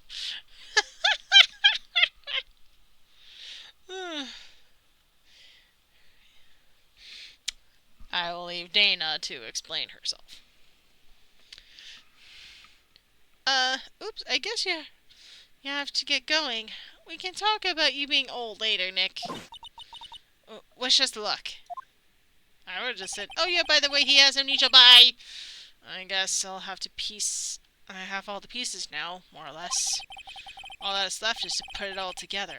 I'm not going to lose this. I can't. Come on, Nick. Better get a move on. Yeah. I guess I'm just unlocking my magic powers tonight. I read your mind. For such a far distance? That's impressive. September 8th, 11:54 a.m. District Court. Courtroom number 2. If somebody has access to the little bit sound alerts, could someone please do the Law and Order sound effect? Please and thank you. What am I thinking of now? You're thinking of food. Oh my gosh. Thank you very much. That's all I needed. Thank you, Mandic. Close. Court will now reconvene. Please call your next witness to the stand, Mr. Pine. Yes, Your Honor. But before I do, if I must say a few words. What is this, Mr. Pine? It's about the next witness. He has a tendency to say things that are rubbing people the wrong way, you see. So I asked the court maybe a little lenient on... Nope. There's no need to give a preference. Just hurry up and call your witness, please. Yes, Your Honor. The prosecution calls its next witness a drifter who was taking a walk in the park on the day of the murder. I knew it! It's the frickin' moron! I'm actually thinking of Among Us. Oh. Specifically people that tend to dress like plants. Oh yeah, that had the little sprout on their top as a customizable choice. Let's see.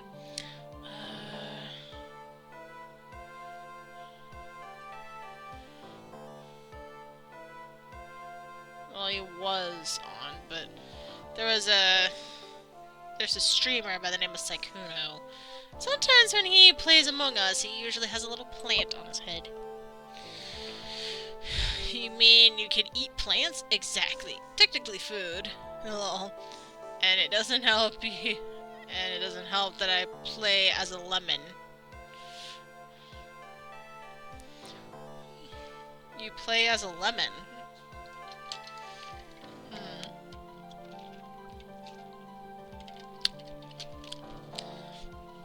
Interesting. Please state your name for the court record, please. Court witness. Before I do, I'd like to clarify a little something. Huh? Oh, alright, go ahead. Just now you introduced my wonderful self to the court, correct? Perhaps such a drifter who was taking a walk. Did I? But I will not stand for that. Now you have tainted the court's eyes and colored me wrongly. Sure, I suppose calling me blah blah blah blah blah blah blah blah blah blah. The top grade quality, blah blah blah, unbeatable university, blah blah blah blah blah, walk. Yes, I understand. I'm very sorry. I'll be more careful from now on. Let's be honest, he was just talking his ear off and I will piece together. I'm not gonna go back because of this dude. Besides, he reminds me of somebody else. It doesn't help if there's a lemon. Has the yellow colored sprout on the cardboard box suit. A name is Lemon. What is he, a human chatterbox? Wait, what is he, a human chatterbox? Ugh, I have to question him? Fashion, cars, women, glasses, and of course university. First rates, only need apply. Can I slap you? Can I slap your pretty face just to give it a little touch of color? Glasses, but you aren't wearing glasses. Yay, pain! Wait a minute. Aren't wearing glasses? Hold on a second. Oh, crap. I think we just found the suspect, people. I'm feeling those glasses match this dude. How do I want to insult him? A downright prick. A waste of space. Oh, there's so many. You know what? This calls for... Take that! This calls for a Shakespearean insult! If we're gonna do this, we're gonna do this with some class. Do I have class? That depends. Let's see. Do I want to do this? Do I want to do that? Do I want to do that? Alright. I'm just gonna say 27. No.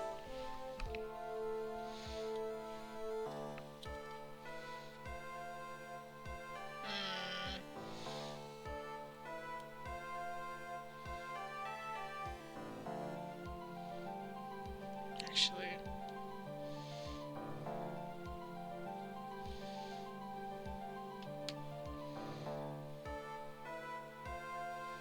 Ooh.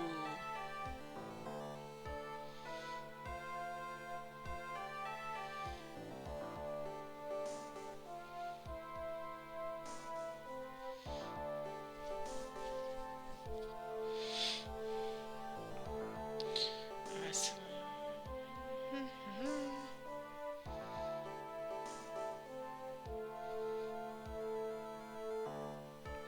Yeah, it's more best of end.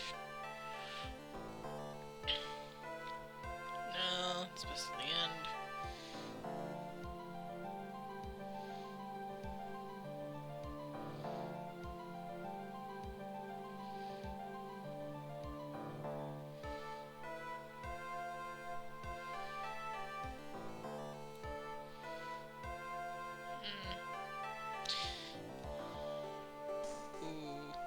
this doesn't fit.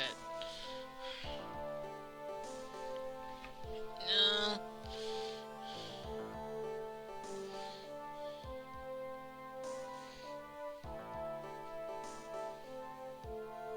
No, it doesn't fit.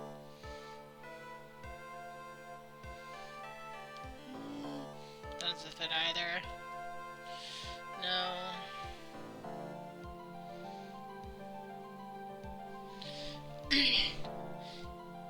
Thou hast more brain than I have in mine elbow. In modern terms, you have much brain. You have as much. You have as much brain in your head as I do in my elbows. Torlus and Crescenda. No, Troilus and Cressida. Act 2, Scene 1. They are the cap of all the fools alive. You're the most foolish person on earth. Timons of Athens, Act 4, Scene 3. That's about it. So, I think I have a feeling he was responsible because why cause Phoenix to have amnesia? I bet by the time he recovers from his amnesia, he'll finally be able to pin this guy. Not telling me he spent his level points in charm, but nothing else.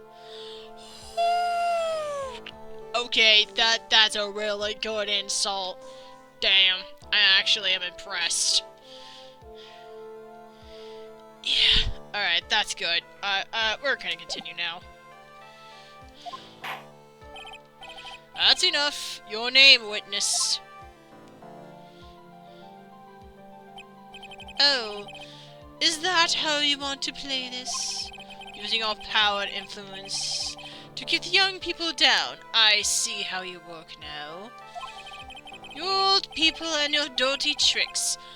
You thought you had me, but you thought wrong. Wait.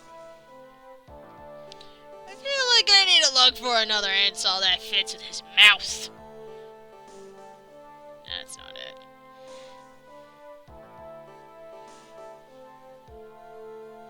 His brain, which is as dry as the remainder biscuit after a voyage.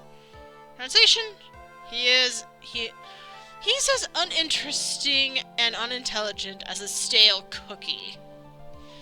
As You Like It, Act 2, Scene 7.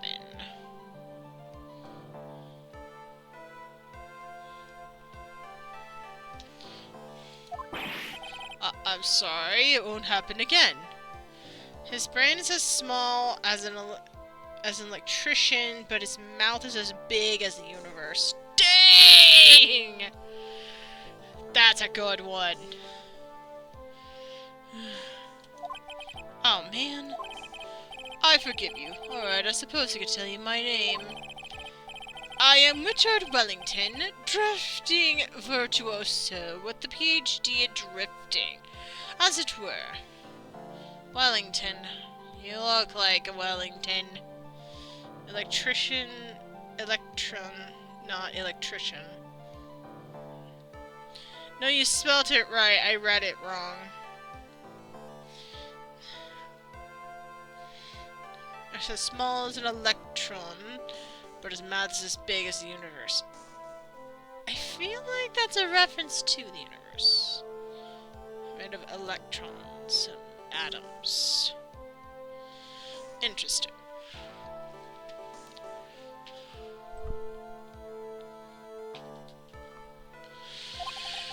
If you wanted to, you could call me a university student in transit. Mr. Wellington. On the day of the murder, you were strolling through the park, correct? It's not a reference yet. Good point. It would appear you are attaching to that word. If you must, then by all means. I remind you, I'm in no way No, a prepubescent boy out on a walk with his mummy. If you were... Anyway, please testify to the court what you saw during your walk through the park. See, you said it again. Taking a walk. You know you... What you witness will do, Mr. Wellington. He's like, I had enough of these blabbermouths. Just get to the point before I lose my patience. Holy Yapperington. Holy Yappertron, Wellington Spain, his intelligence, voice, and speech, and nothing else. I think that's still in charisma, by the way. What I saw that day. I was at the park all afternoon, deep in thought about my life situation. I don't remember the time all that well, but I do believe it was past 6 p.m. All of a sudden, the police officers from above, right in front of my eyes. Without a thought, I looked up and I met the eyes of a charming young lady. Of course, I remember her sweet face. It was that of the pretty defendant here. I mean, there. Only other thing I saw was a bandana that fell with the officer.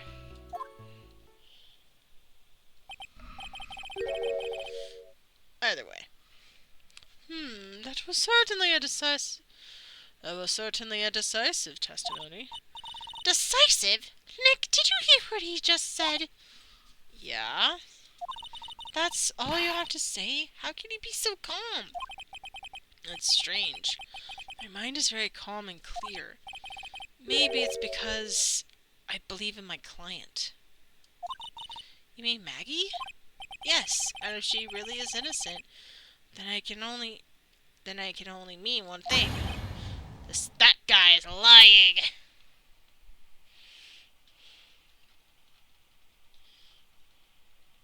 Sorry, I have a cute little distraction by the name of Birdie. And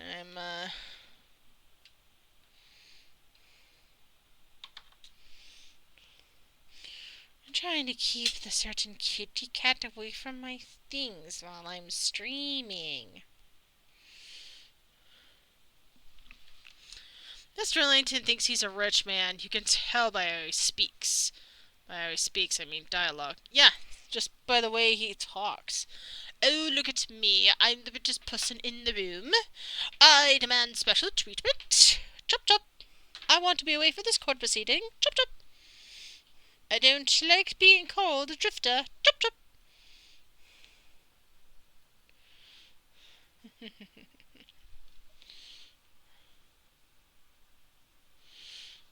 I'm using a back scratcher to keep my little cat entertained. Oh, and you guys are on ad break, so I'll just use this cute little distraction while you all are on ad breaks. Yeah. Yeah. The only question is, I'm betting before Phoenix lost his memory, he was very close to the truth. And Wellington was very desperate, decided to end it. Now I just need to figure out how does he connect to the case. He's not just a witness. Something happened. And I want to know what. I want to know what this stupid rich man is thinking. I want to know why this rich man thinks he's so entitled to everything. Why he thinks murder he could get away with. Nope. Not while I'm on the case. Nope. I may not be the sharpest tool in the shed, but I am the most observant. I can spot a pattern, but I'm also pretty good at putting things together. I'm not fast, I'm not a Sherlock Holmes, but I think I'm like a Nancy Drew or Hardy Boys. If you have no idea what I'm talking about. It's hit. Oh god. Oh god. Oh god! What ass did you guys get this time? If you want to tell, please do tell. What'd I miss? Nothing much. I didn't. Just me trying to keep a kitty cat company while you guys are away at ads. She apparently likes a back scratcher. It's now calm. Alright, let's do this. You may now question the witness, Mr. Wright. I don't even know what the ads were. That's fine. I'll find out the truth, no matter how well you craft your lies.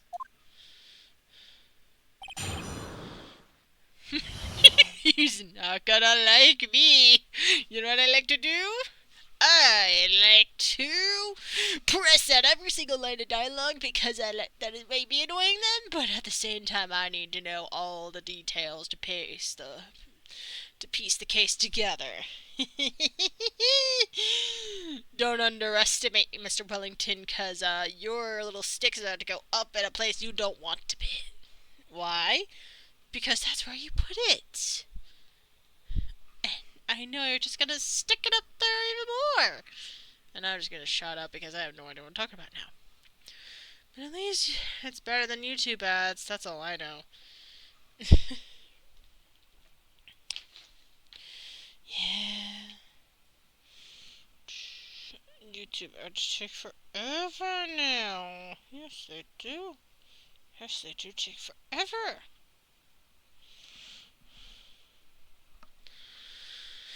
I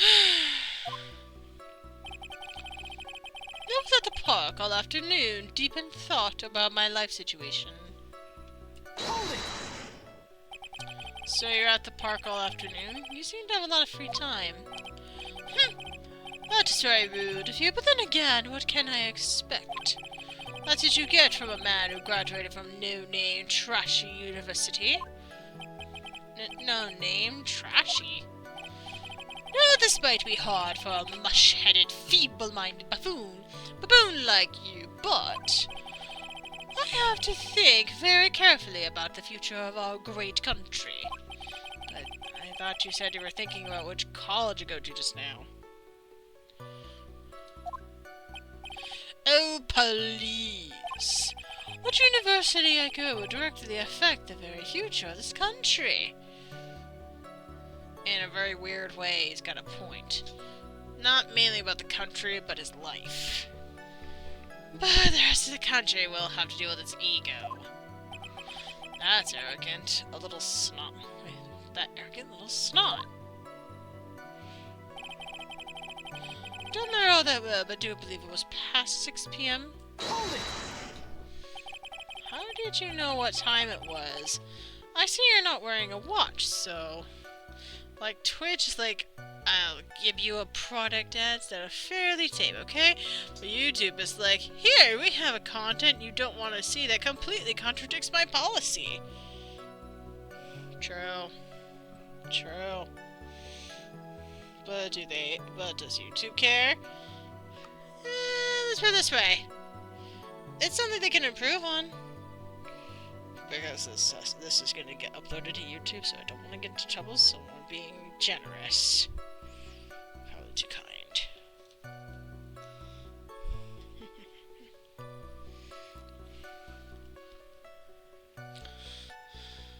How did you know what time it was? I see you're not wearing a watch, so...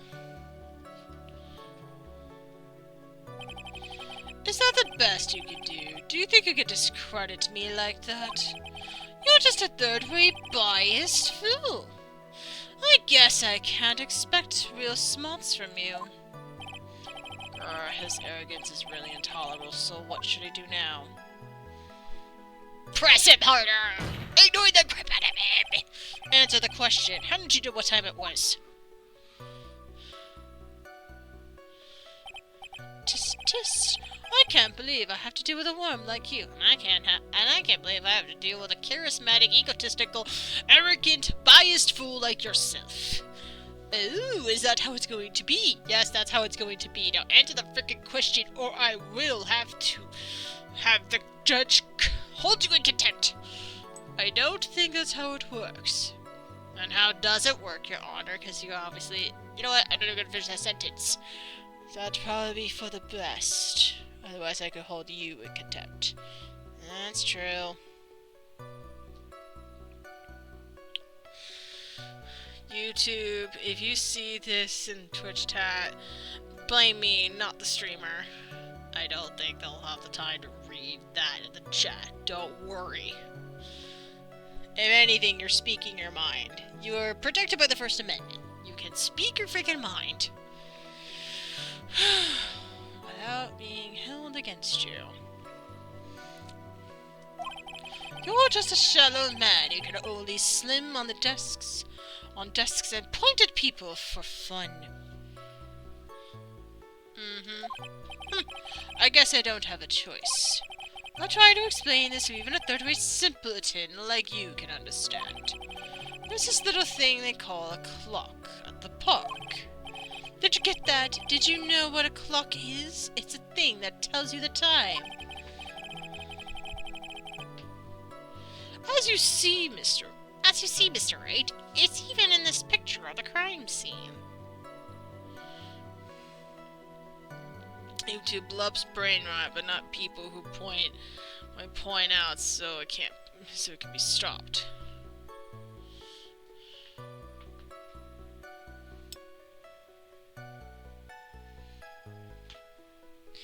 Yeah, that's why we're just gonna move on and just say you're doing the best you can, YouTube, and leave it at that.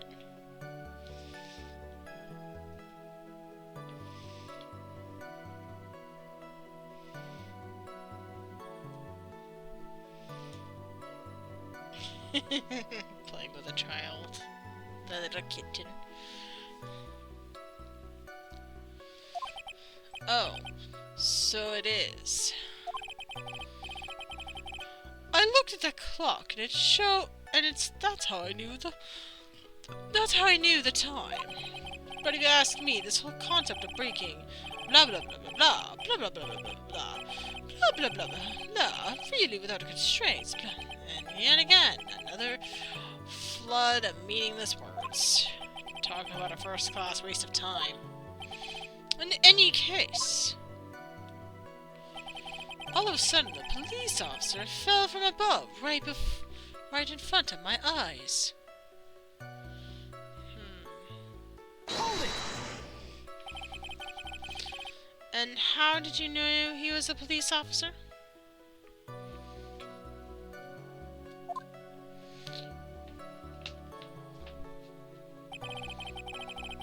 You obviously have no idea how powerful my deductive reasoning skills are.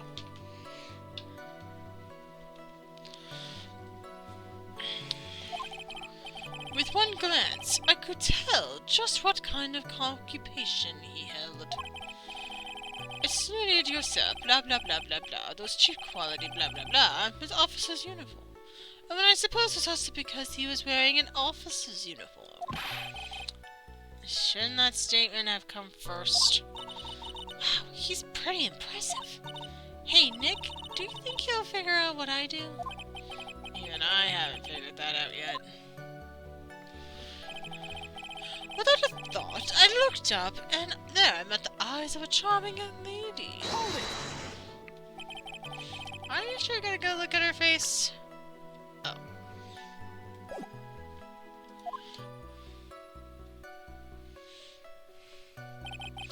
Animals have a thing called an eye, Mr. Wright. They use this eye to see things. In the case of humans, we have two of them. Yes, even you. You know what I see? As a downright upstanding prick like yourself, giving smart, wise-ass comments in the middle of court. I don't care if I have them or not. Did you or did you not get a clear look at her face?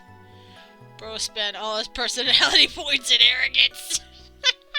Objection! Hey G-Man, how are you?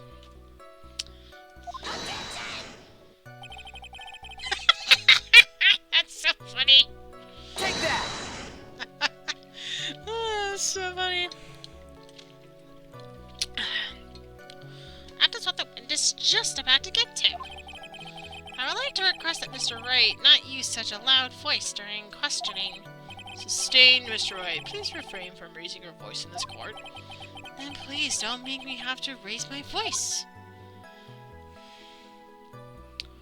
That sound worked in the setting. Wow. That's basically foreshadowing, people. Are you finished? I'd like to continue, that's alright with you. I'd like to get this over with so I can go with my afternoon tea with my mama. I thought you weren't living with your mama. Well, I lied. You lie? I can't lie under the truth under oath. But yes, I do lie. That is the thing I do. Please don't go into that again. We're on a time schedule, Mr. Wellington. I would like for you to please remember that we don't really care about your life story. Well, how dare you? I will tell you my life story. Blah, blah, blah, blah, blah, blah, blah. Clears the fucking section you're on. You're fucking on.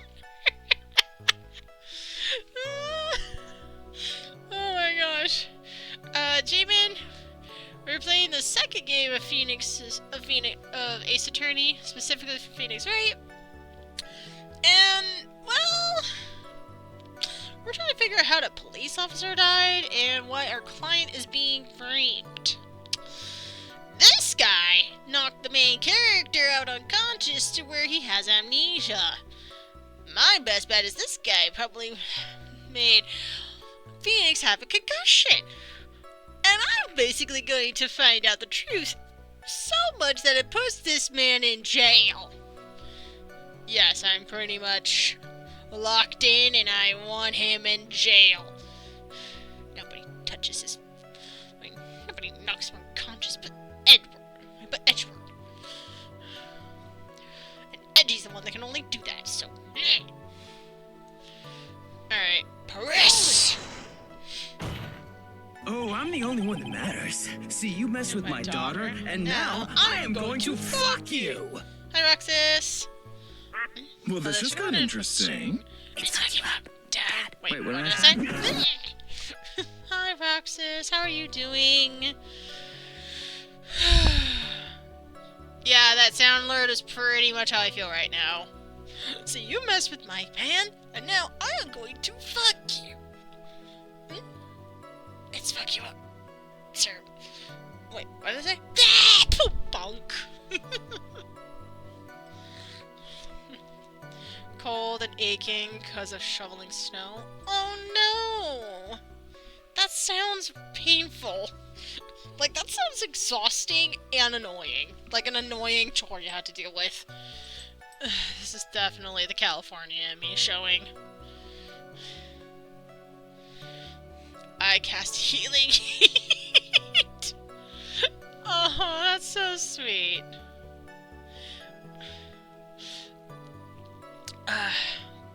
Welcome on in, people that are just coming in.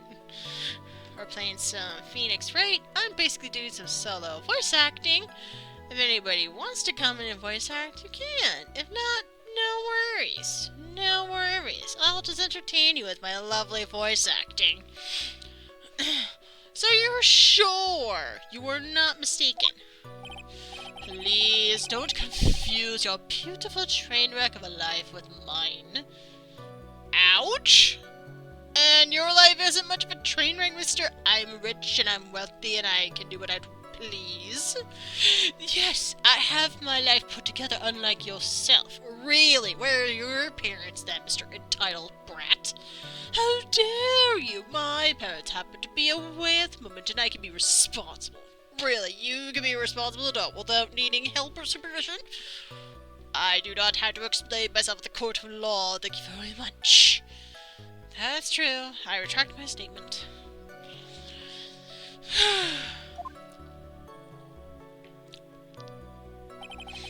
I'm what you call a famous brand name product, while you are only a cheap imitation. I'm a cheap imitation. Yes, that. I'm the cheap imitation that people look for when they're on a budget. While you're basically a name brand product that is probably too expensive for anybody to buy. So there. Mic drop. Did you just put it in a reverse on me? Yes, I did, Mr. Wellington, and you know what? You can stick it where the sun don't shine, because I do not care for your egotistical, arrogant, and biased attitude. You're so judgmental, it basically kills me. I'm almost tempted to put another Shakespearean insult at you, but it'd be a waste of time. There's no way someone as magnificent as myself could have made a mistake. What are you, a demigod? No way, even demigods make mistakes. Who are you, Zeus? Yeah, Zeus sounds about right. You look like a Zeus kind of guy. The king of all gods, well, I flatter. Yeah, but also the king of gods went out and basically had affairs with other people, so you're kind of like the guy that is so uptight that you don't give a shit at all. And Zeus was definitely one of those I don't give a shit types. Well played, Mr. Wright. I know my stuff. Now make your statement! Of course. Oh, of course. Did you notice anything else of interest, witness? The only other thing I saw was that bandana I filled with the police officer. The bandana? Or the banana? It was actually more than just one, more like a bunch of bananas. Now, what would a bunch of bananas be doing there? And why would I know such a thing? I'm only telling you what I saw. Thinking out loud, Wellington. I am thinking out loud. It does not need to concern your puny little brain. Excuse you! I have a magnificent brain, and I am smart. Uh-huh. Maybe you could tell me, if you're so smart, how I can solve this case. I do not have to answer to you. Then don't try butting in my case, then. I do like to do quips every now and then, so I hope everyone's okay with that.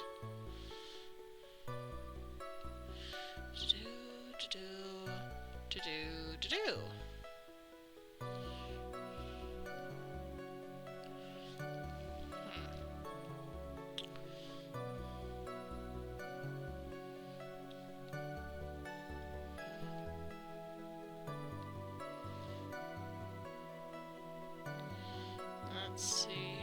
Cool.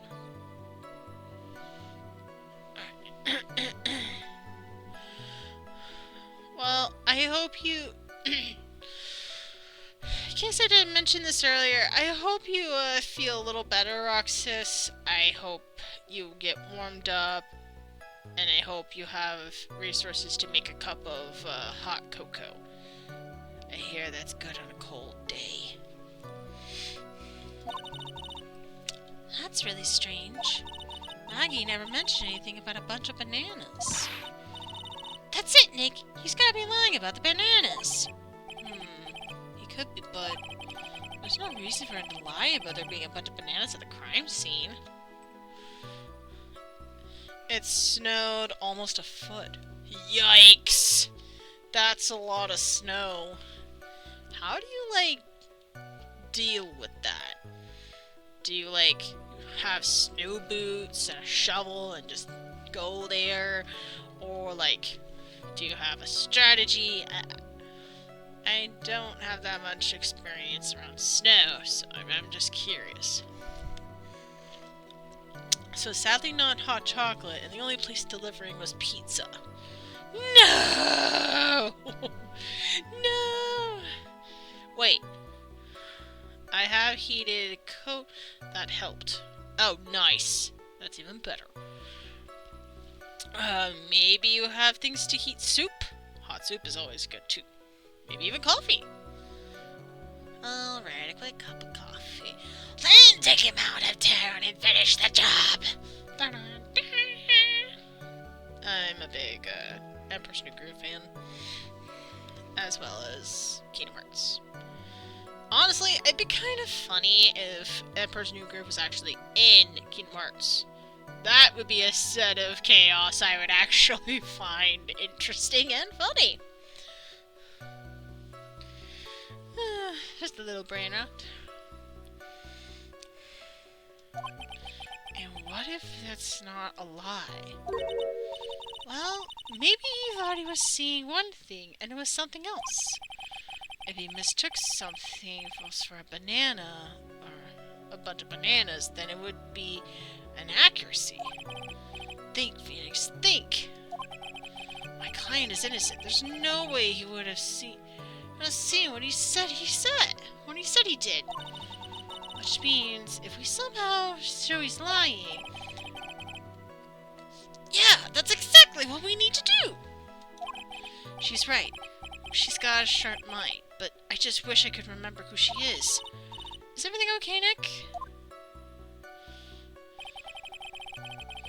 It was a park all afternoon, deep in thought. Okay. I know exactly what to present to the court. But first... Tactical save! Tactical save! Tactical save! It's our friend, tactical save. See before we make a decision, so we can go back and kind of get around this indecision. Vanessa had to make this song work because my brain is weird. Alright. People of the court, I like to present this. Objection!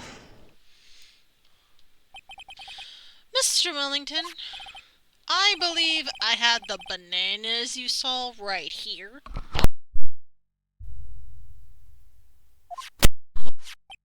Ah, so you knew about the bananas too. Why didn't you say so earlier? But don't think you can use this as a way to pull more information out of me. And that's where you'd be wrong. Mr. Wright, what is the meaning of this? Isn't that the baseball glove? Huh? What? A baseball glove? Oh! I've got you right where I want you, you egotistical rooster. Doesn't it look delicious? Care for a bite? Oh my gosh, I love this bit. Oh my gosh, he is so just milking this. Oh my word. I kind of respect that. Like, it may be a little weird, and I think it's kind of weird that he uses this tactic, but honestly, if it works, he is so screwed. That's not. It's a no. Your Honor, I think this proves one very important fact. This witness loves bananas, has bad eyesight, knows nothing about baseball, has bad eyesight. By the way, just how bad are your eyes? Huh? How? What? Huh? What? How? What? You?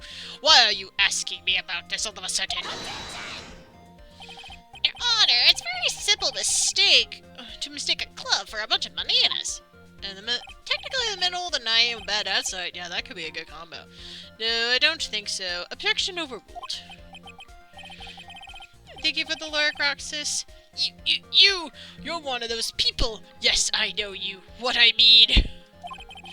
You're like those people who refuse to gather blah blah blah blah. There's possibilities, and in the end, you'll find out the fact of the bananas. When you go so far, it's not about the doubt you, blah blah blah. And that's why I asked you how bad your eyesight is. They're both 2200. I suppose you're going to tell me that's terrible, right? Why are you not wearing your glasses today then? Yes? That's because I lost them recently, you see? Of course, I was planning on getting a new pair right away. But you know, my glasses are no ordinary glasses, so to replace them. How about when you witness the crime, when you're wearing your glasses then?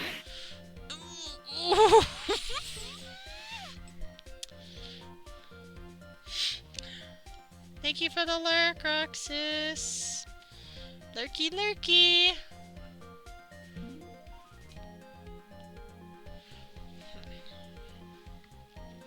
Yes? How about it, witness? You're unrelenting evil man. You're like those people, like the Joan of Arc, and the courageous by the godmother, and religious people. Which boils down to you were not wearing your glasses at the time. Therefore, the identity of the woman in the scene of the crime and that of the defendant cannot be proven to be the same as the witness. But the height difference was only 9 feet. It was very possible for him to see the face of the culprit standing in the upper path.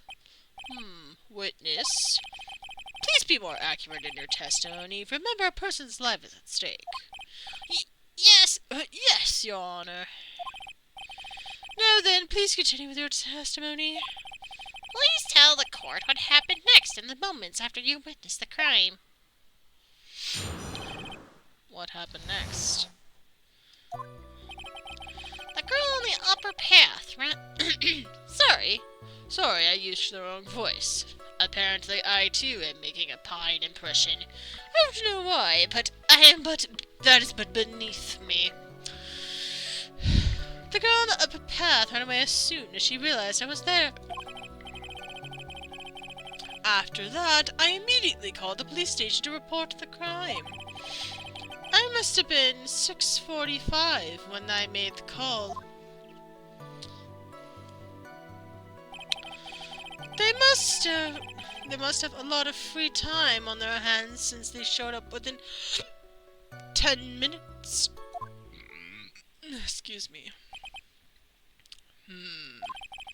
So the person who was on the upper path saw you and then ran away. Yes, that is correct.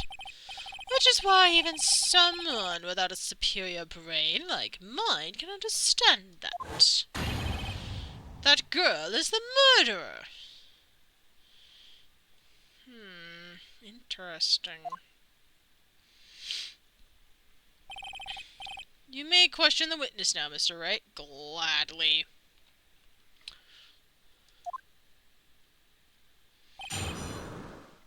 Alright, time to ignore you even more with my questions.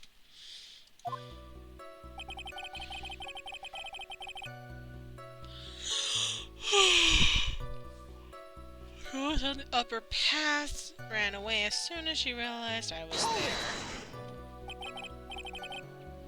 She ran away just like that. Yes, she did. She saw me and flew the nest like the guilty bird she is. Oh, I'm sorry. Was that a pun too hard for someone who's only got a third-rate education? An insult. 2 insults in 1 sentence. Wow, you must have a big brain to actually try to insult people with just 1 sentence. You must be so proud of yourself. I bet you got an A in Insult 101. Actually, that did take me a few seconds to get. Anyway, if she ran away the instant she saw you, how could you tell? How could you tell it was my client? The witness has already answered that question. He has stated that the defendant is the culprit. This is true, Mr. Wright. I'm striking your question from the record. How can I get more information out of him?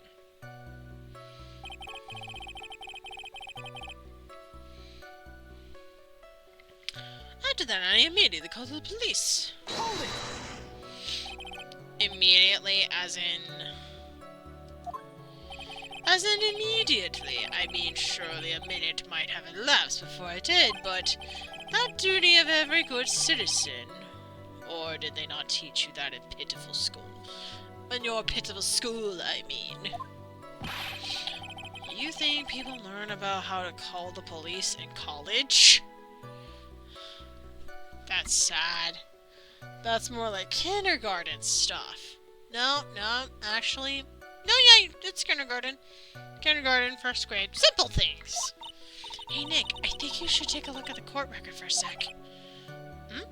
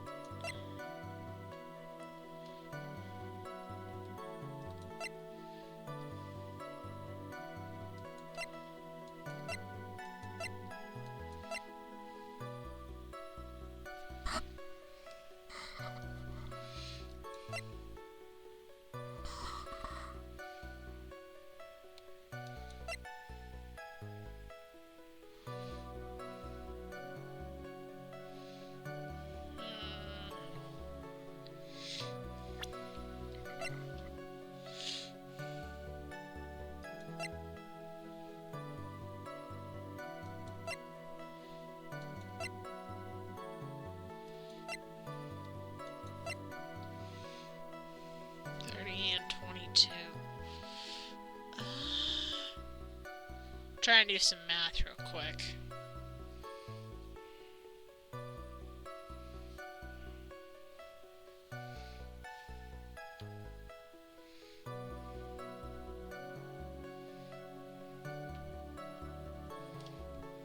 They're only 8 years apart. Could be worse, could be worse.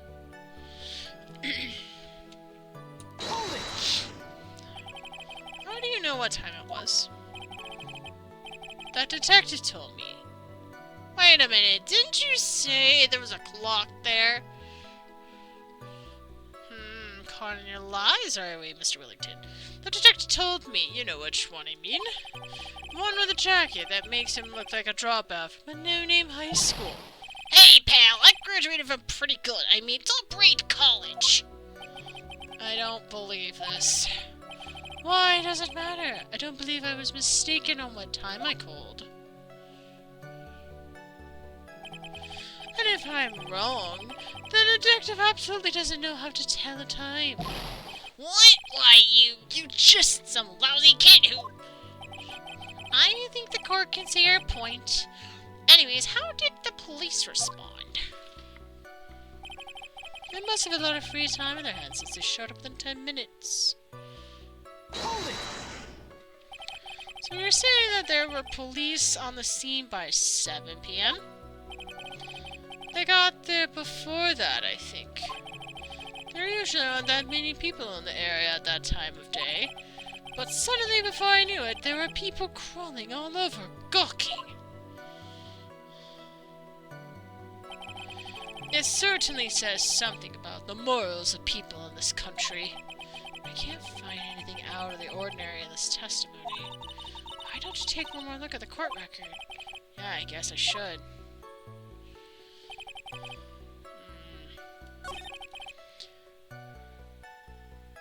Merely call the police station or report a crime. Must have been about this time when they called. This one was the one they said that, so I'm gonna take a... Let's see.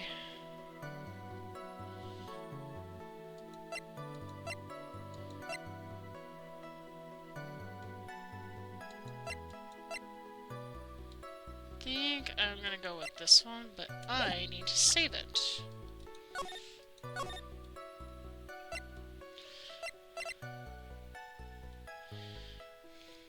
Tactical saves, we are doing tactical saves. Alright. Objection! Nope, that's not it. That's why we do tactical saves. Right.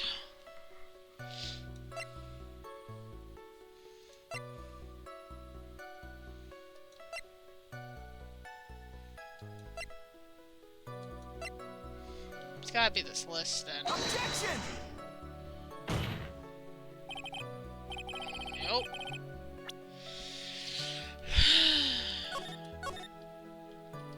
Or do I tried to present a person.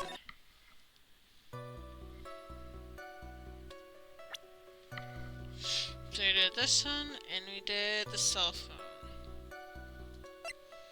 I think I'm gonna do this one. Objection! Knew it! let me get my paper out.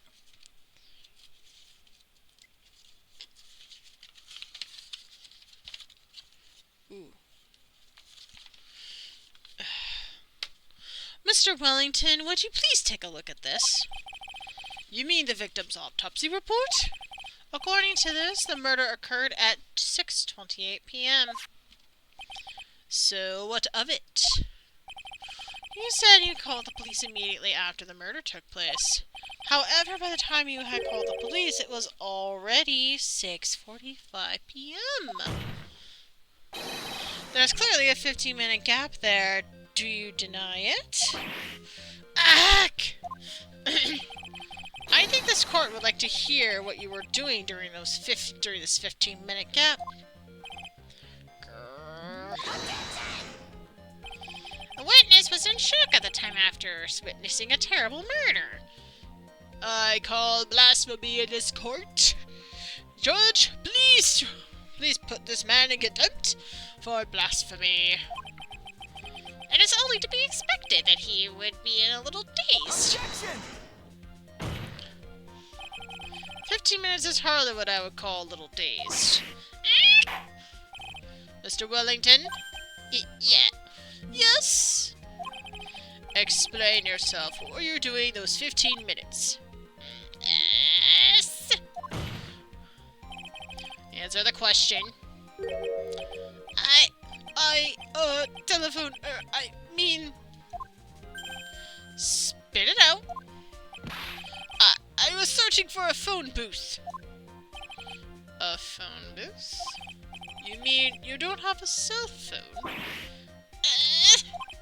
You and your questions as if you're trying to open all the layers of my... Matryoshka doll.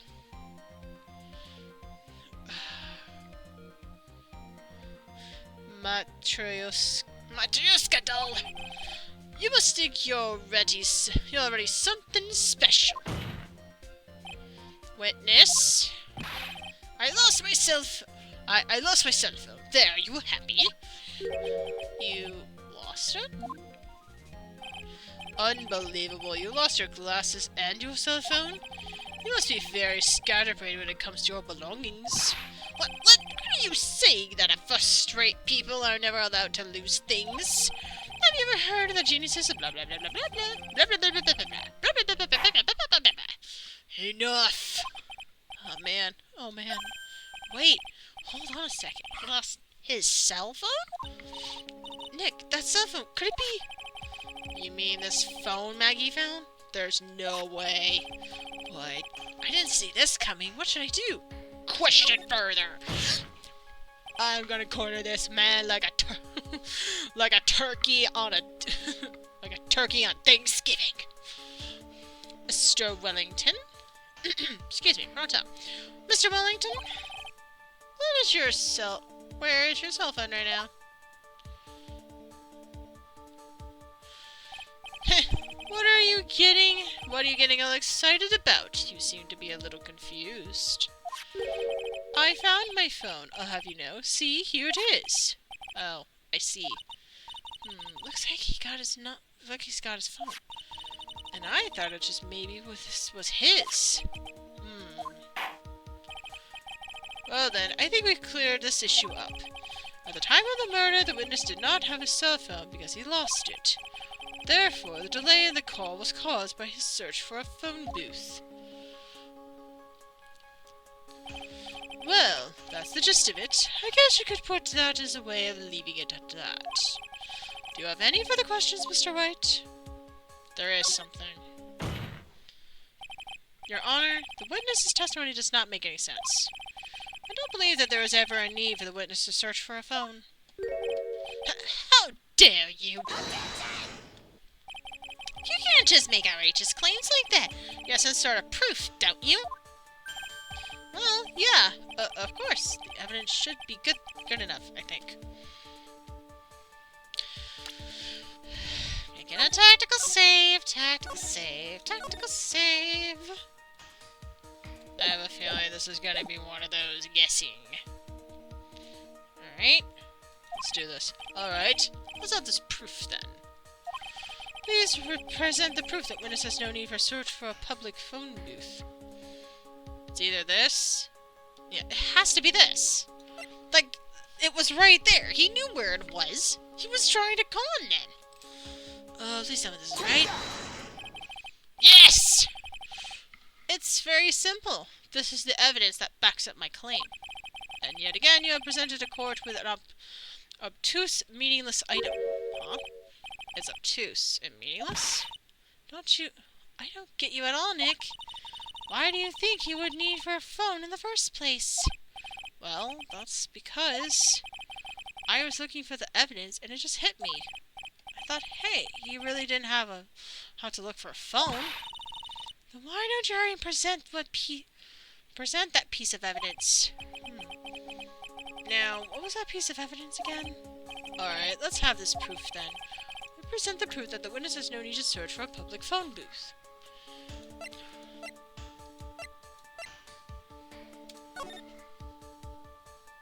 Oh my gosh, it's in the freaking picture! Oh my gosh, yeah. Present. It's quite simple, actually. Please take a look at this. At the crime scene photo? Is there a problem with it? Oh, there's nothing wrong with the picture. But if you don't understand my logic after looking at it, something is wrong with you. No! It's a phone booth. That is correct. All the defendant had to do was walk 3 steps. Mr. Wellington, why did you not use the phone that was right in front of you? Ugh. Even with that freaking amnesia, he's still got it, folks. Folks, Vanix cannot be beat. You try to make him forget he is as clear as a sharpshooter on a bad day. Without memory, he's still got it. He tried to put it in his favor, and believe me, he's gonna be going to jail. Order! Order! What does the reporting and the crime... Wait, what does reporting the crime a little late prove for the defense? The witness can't explain what he was doing for those 15 minutes. That reason is enough to throw suspicion on his testimony. Yes, this is very true. What do you have to say for yourself, witness? Yes? Then I bet this phone really is his, Nick. He must have killed Dustin to get his phone back. But Maggie said that he was going to return it to him. So there's no reason for him to kill... There's no reason for him to kill for it.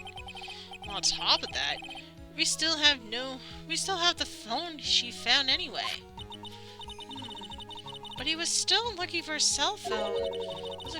Maybe he was looking for something else. Was he... Mr. Wright? Yes, Your Honor. Do you have any thoughts you would like to share with the court? Can you have an explanation as to what the witness was doing for those 15 minutes? I have an idea. There is only one possible explanation. Alright, let's hear your explanation. However, be forewarned that if your explanation is not persuasive... This is why we have tactical saves! Forrest, just the tactical save file. This part is the tactical save file. You will be penalized. Think carefully before you present, Mr. Wright. Yes, Your Honor. I probably shouldn't have said there's only one possibility. Please present to the court one piece of evidence that answers the following. Why didn't the witness call the police right away? Okay, let's look through everything. Maggie found this part. That one answer it. No. Found the glasses. He didn't have his glasses on.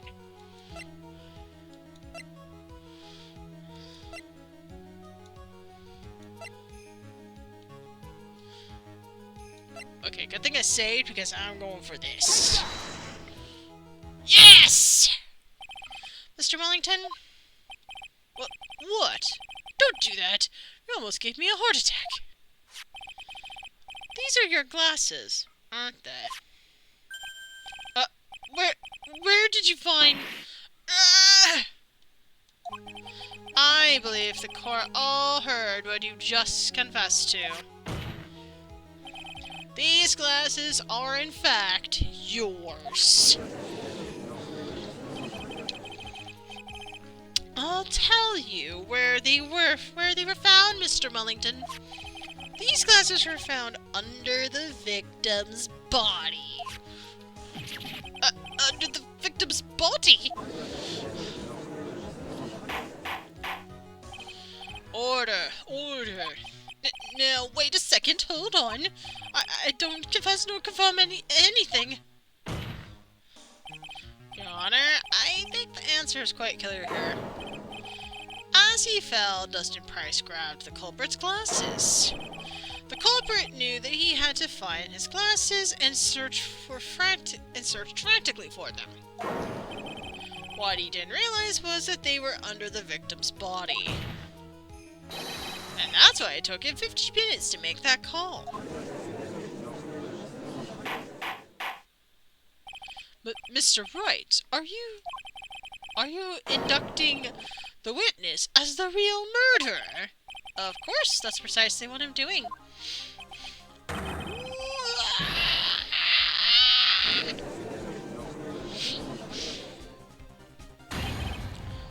know I'm right. He's the real murderer. Did you figure it out, Nick? More or less. Turns out this cell phone was the key to this case after all. Anyway, now's our chance to deep six this guy. I'll sunk him in one shot. Yeah! This is so exciting, watching you work again. Somehow my old self is coming back to me. It's time to sink or swim. Everything rests on the edge of a knife. This is the moment where I've been waiting for. Order! Your Honor, the defense is making a mockery of this court. Without any solid ground to stand on, he accuses the witness of being a murderer. Yeah, that's right. I'm no criminal. This is third-rate fraud of a lawyer. In that case, why don't we look at it from a different perspective? Let's hear your explanation as why you're not the murderer. Why, that's easy. For example, there's the name of the victim they wrote about. What about that? You mean the name Maggie? Yeah. Even an idiot like you can read that, right? But we already know this was not written in by the victim himself. And also, you didn't even spell her name correctly. After all, the defendant's name is Maggie, and the victim was left-handed. In other words, in order to make the defendant look guilty, the real criminal used the victim's right hand to write her name on the ground. But, wouldn't that mean the criminal was someone the defendant knew? Otherwise, how else would the person know her name was Maggie, or Maggie? That's a good point. The witness didn't even know Miss Beard before this trial. Ah, I forgot. Was there any way this creep couldn't have known Maggie's beforehand? Yeah, there is a way. Would it be best if I proved that the witness had a chance to learn that the defendant's name was Maggie?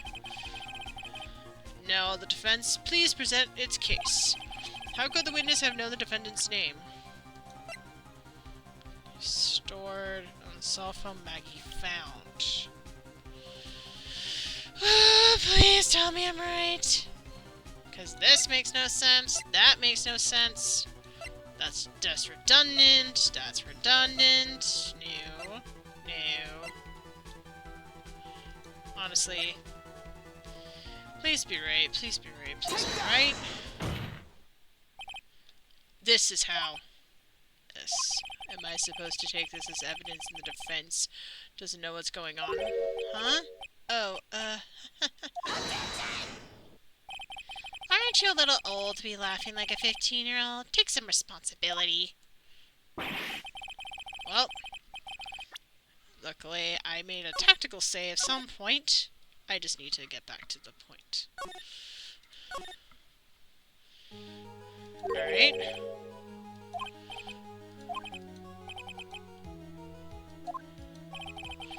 Manage the core, the evidence that answers the following. Why did the witness call the police right away?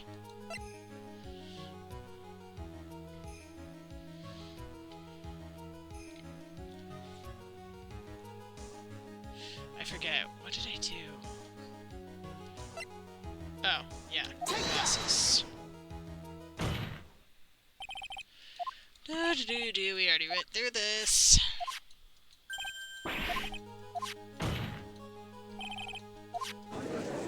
I think once we get to the question, I think we're good.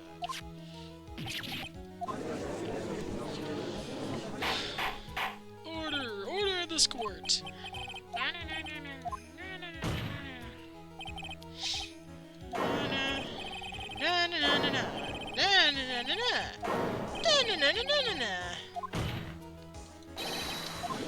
Alright.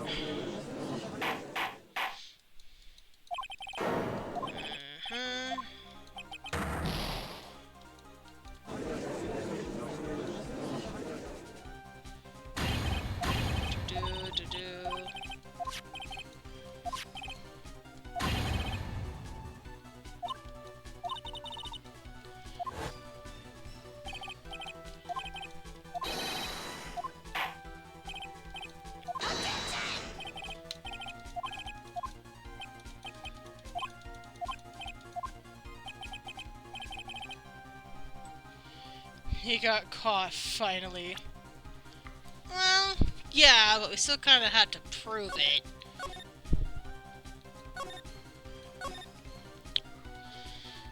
We still have to prove that our theory is correct.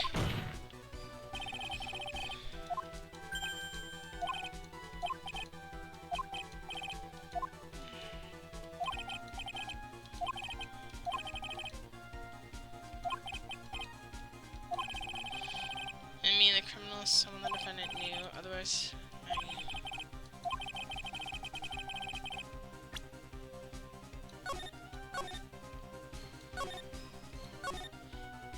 That's the point where we'll... Ah, I forgot. If there was any clue this guy could have known Maggie beforehand.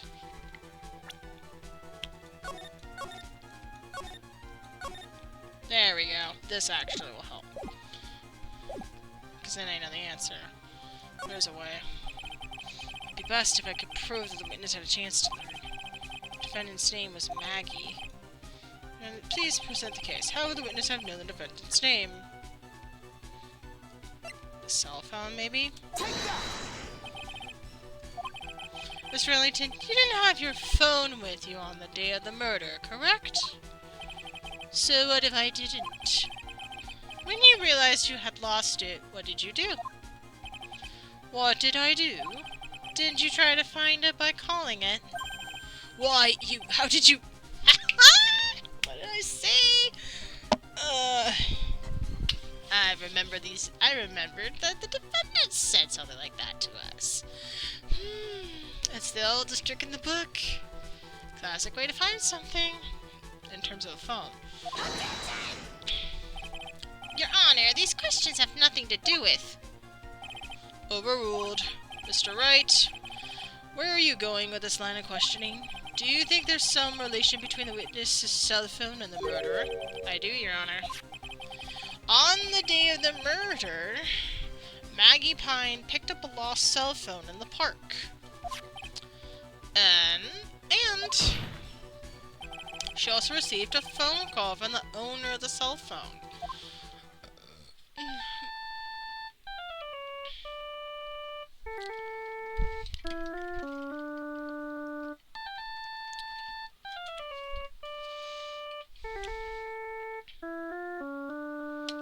Okay, that's enough. Beep! Hello? Oh, thank you. I've been searching for my phone. Is this yours? Oh, I'm glad you called. We can meet up, and I can give this back. I'll be right there. I'm sorry, I didn't catch your name. You could call me Maggie. Blue Lobster jump scare.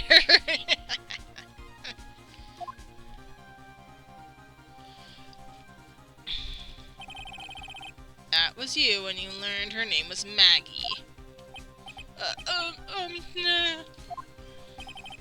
But you made one fatal mistake. Fatal mistake? My client's name is Maggie. But the name that was written on the ground was Maggie.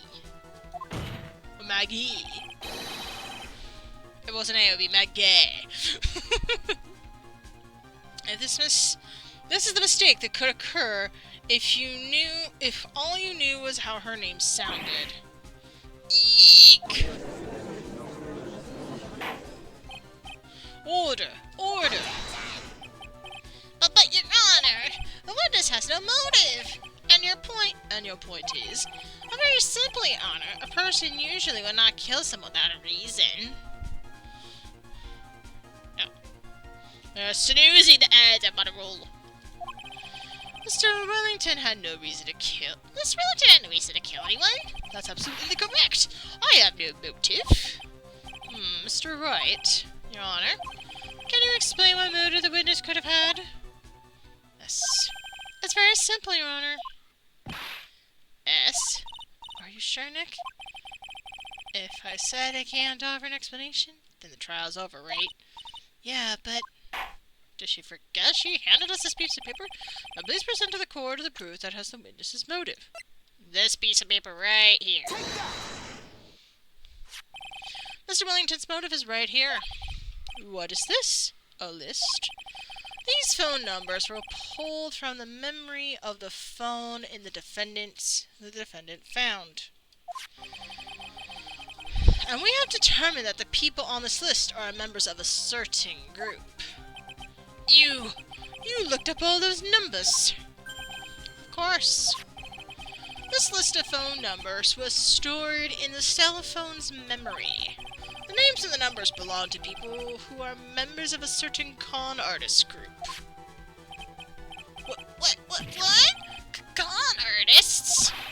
Can you explain why these numbers were on your phone, Mr. Millington? This is an outrage, an invasion of privacy. Not in the court of law. Looking up phone numbers on a personal phone is the worst crime than murder. You're the person who has I don't care, Mr. Wellington. All I want is for you to tell us what this list is about. You think any of you know what it's like to be a refined man such as me? Your Honor, this is an unjustifiable badgering of the witness. Objection overruled. Mr. Wright, what is the meaning of this? Why would the witness have a number of a group of con artists on his phone?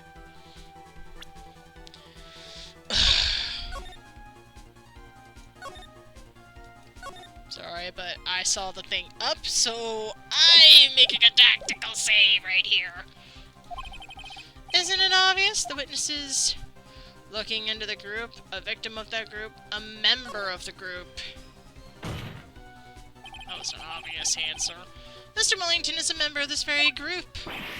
No! All of your friends' phone numbers were stored right here on this phone. If anyone were to look at the phone numbers on it, it would be all over for you. That is why you had to kill. No! This is too much!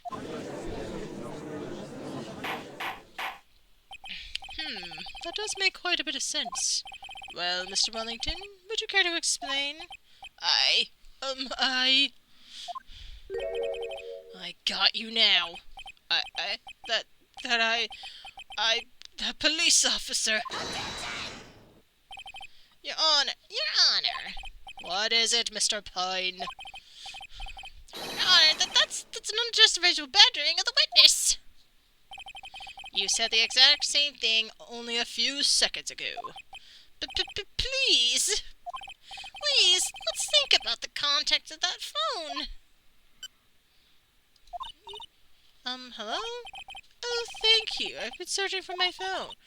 Is this yours? I'm glad you called. We can meet up and I can get this back. The defendant had already promised that she would return the phone. After all that, All Mr. Wellington had to do was meet Miss Bride to get his phone back. why then would he need to kill anyone? That's a valid point. What does the defense think about this? If you think about it logically, then it makes sense. Maybe we should be thinking outside the box. Yeah, if we think like that, let's see. Maybe that science will solve something of the crime scene that made him commit murder. Your thoughts, Mr. Wright? Well, I don't think Mr. Wellington went to pick up his phone in a very friendly manner. But he was promised his phone, so why would he have been unfriendly to the defendant? Oh my gosh, Pine! Have you ever been conned in a day of your life? When the ads come on, I'm gonna, wait and kind of just, chill out while you guys come back from ads. I'm gonna continue, though. I think he must have seen something that didn't agree with him when he got there. Well then, Mr. Wright. Tactical save! Tactical save for the win! Tactical save for the win! Tactical save for the win! Tactical save for the win! What is that something that didn't agree with the witness?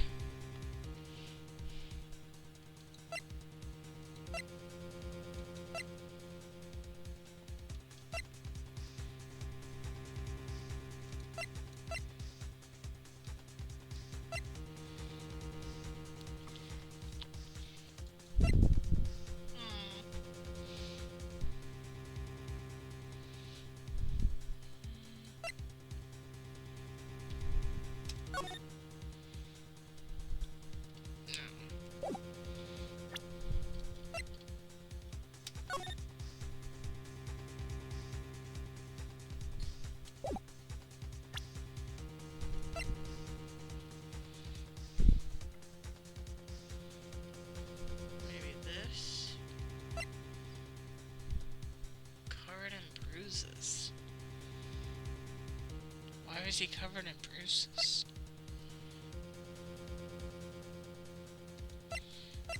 All I can think of is the glasses.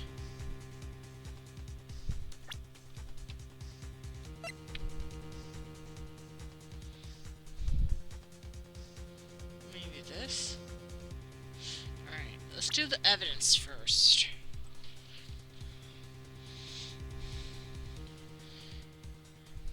If this is correct, I'm not going to continue. I just want to see if I'm right. Nope, not right. Time to play the roulette of decisions. Cool. So, glasses wasn't it. Was it? I'm gonna try people, honestly. Just want to see if it was him. Oh my gosh, it was him!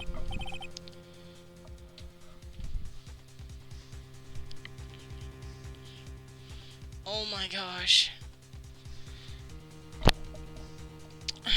I was right.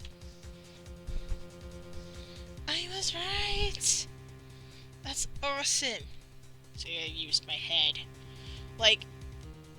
The only thing that could have made sense was his glasses being smashed. Or he saw the person that wasn't supposed to be, that was not who he said it was.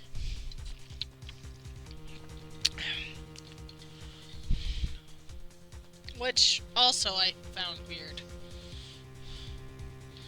Welcome back from ads, everybody. The only thing you missed is that I was trying to guess which object he was talking about. When it turns out, it was actually the person he didn't agree with. Now let's see what happens. I do hope you're enjoying all the entertainment. What Mr. Wellington saw was the victim. What Mr. Wellington saw was the victim. The victim? You mean Dustin Prince? Dustin Prince had gone on his date right after his shift was over. With no time to change, he went to the park, still wearing his police uniform. Oh, crap, yeah, that's true. Ooh. The girl that picked up my phone is with a policeman.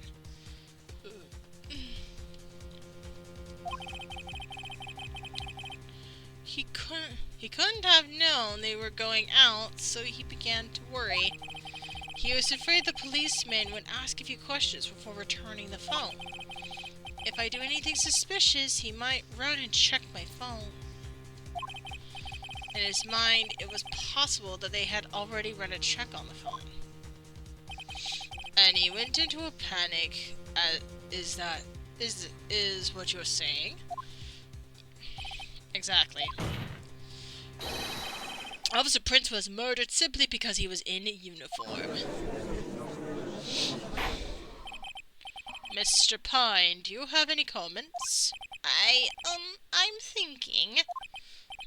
It seems the truth has come out at last. The witness, Mr. Wellington, you are... Ha ha.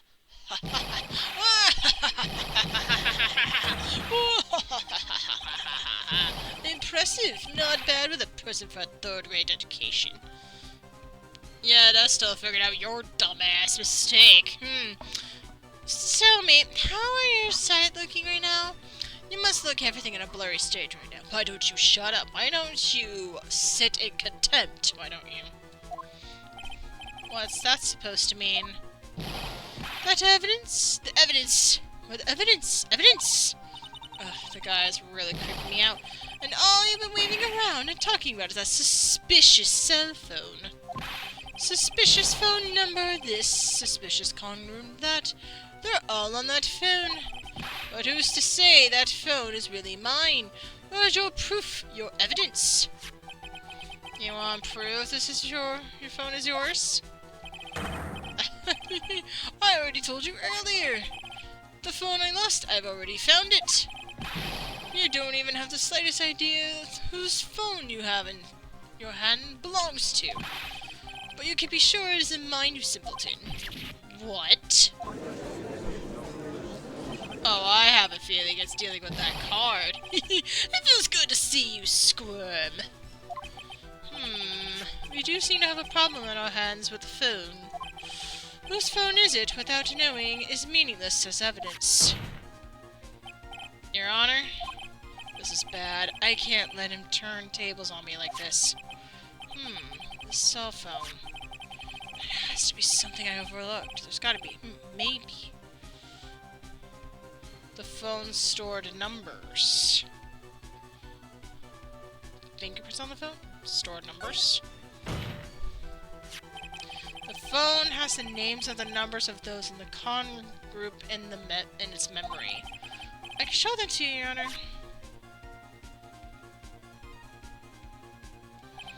I don't believe this. What are you talking about? What are you trying to determine? What we're trying to determine is who that phone belongs to.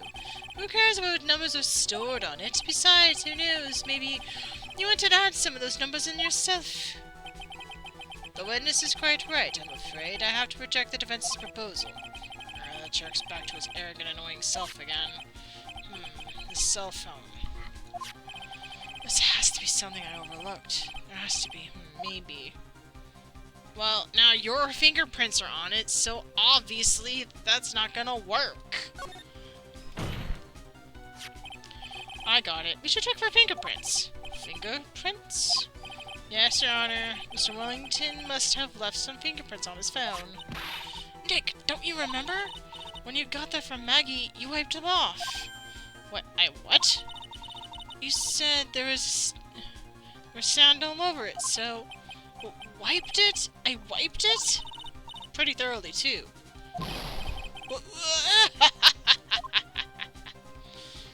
Oh, I know. It's that card. Oh, it's so much fun watching a third-rate trash babble the morons amongst themselves. He's making a complete recovery. He's made a complete recovery. I'm wondering if he's staged as Phoenix to kind of do something, because he knocked him out for some time. How many times do I have to say this? My phone is right here, you see. Oh, and incidentally, you can't check numbers stored on this phone. No. I must have glitched because all the numbers just magically disappeared. You've got to be joking. Erased all the numbers I was going to use as evidence. Yes. Mr. Wellington? What is it? By the tone of your voice, it sounds like you still have some fight left in you. Where did you finally find your cell phone?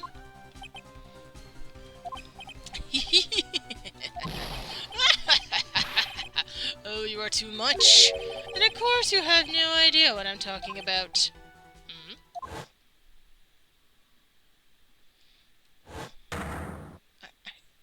Oh my gosh, now I remember!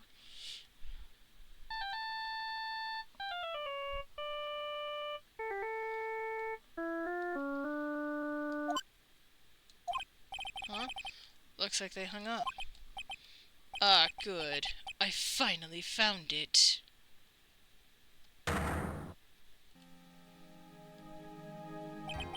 So that's when... What's wrong, Mr. Attorney? Why the harsh glare in your eyes? Nick, we've worked so hard to get this far, but if you don't do something quick, he's going to get off scot-free. I know. I know this phone has to be his.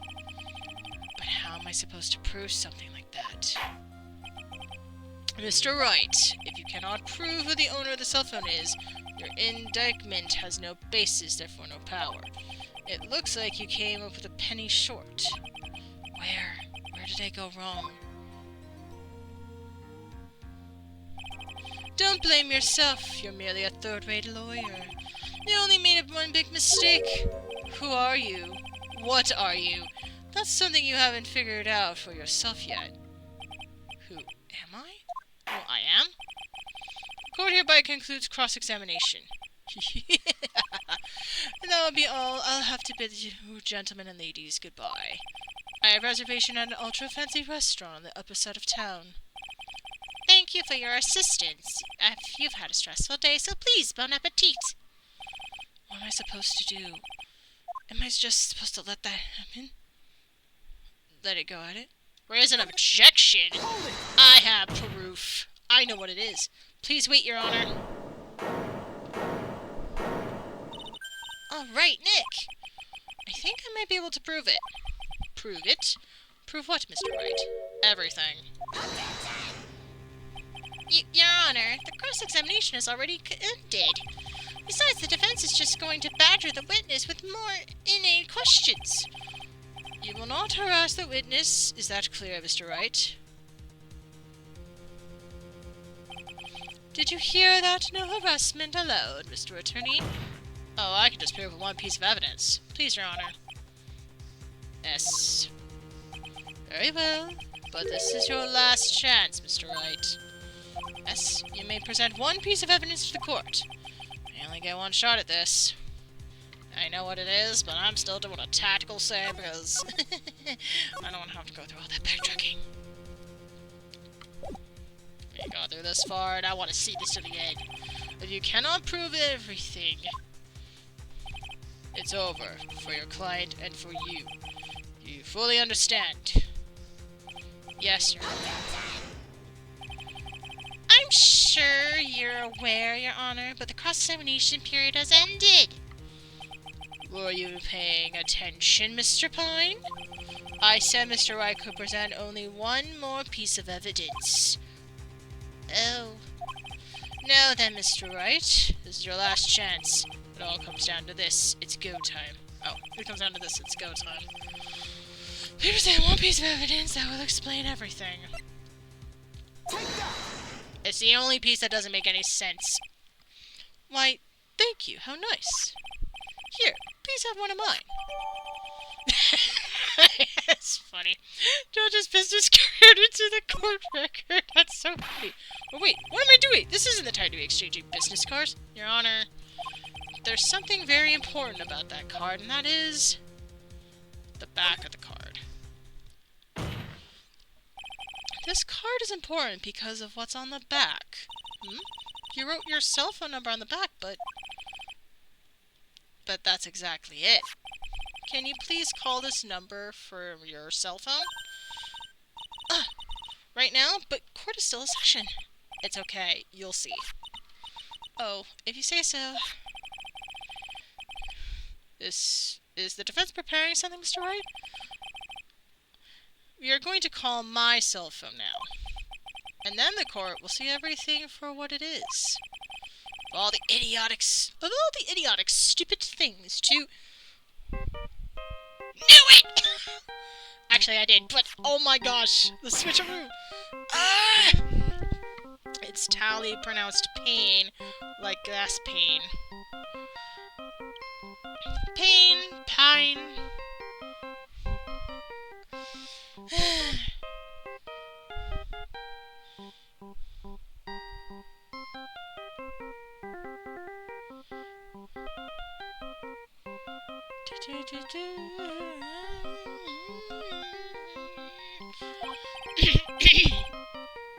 What? Why is my phone... And what is with the stupid sounding ringtone? Mr. Wellington? How strange. I can almost swear that you're holding my phone. You're... No, it can't. By the way, before I forget, thank you very much for the lump on my head this morning. I don't think I need to explain any further except to say... When you went to receive your cell phone, you mistakenly took the wrong one.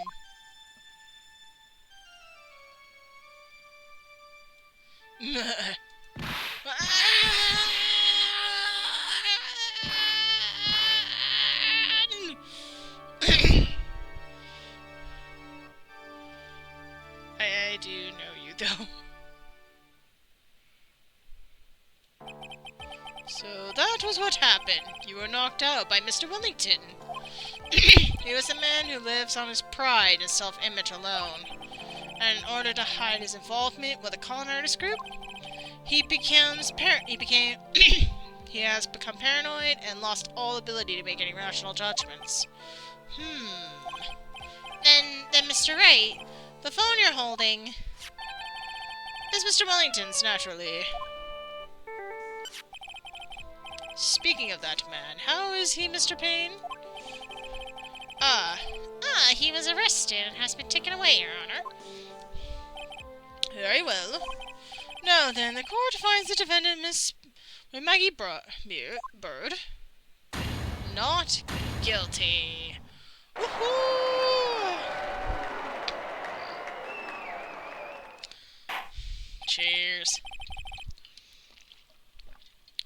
That is all. This court is adjourned. September 8th, 2:16 p.m. District Court, Defendant Lobby, number 1. Aw, the sparklies in her eyes. I knew the real you would shine through eventually. I'm so moved by what you've done for me, sir. Thank you so much, Mr. Wright. I feel really bad for Dustin. He didn't do anything to deserve this. It's probably because of me. Huh? My whole life's been nothing but a whirlwind of bad luck and failures. Your whole life? My whole life? It can't be that bad, can it? Since I was 6 months old, when I fell from the 9th floor of my apartment building. I've been hit by all sorts of vehicles, gotten stuck in all sorts of food, failed in almost every test I've ever taken, experienced almost every kind of disaster, and never won or even tied at a game of tic-tac-toe. My life has really been nothing but a string of disasters. That is, pretty bad. Up until I went to college, I was known as the Goddess of Misfortune. And then, at the academy, everyone called me Lady Luckless. Lady Luckless? What's worse is that my misfortune was always seen to attach to those around me. What do you mean? When I see someone in trouble, I always try to help. And that's right, you were talking about this earlier. And perhaps it happened again recently too, sir. There was an old lady pacing back and forth by the pedestrian sidewalk, crosswalk. I gave her my hand, and before I knew it, we were having dinner by my house. Oh. I'm sure that Dustin's gone because of me. That's not true. That glove didn't even have any sort of special meaning. It was just a present to say thanks for covering one of my night shifts. Oh, I see. Everything's all my fault, Dustin's death. Your head being all messed up.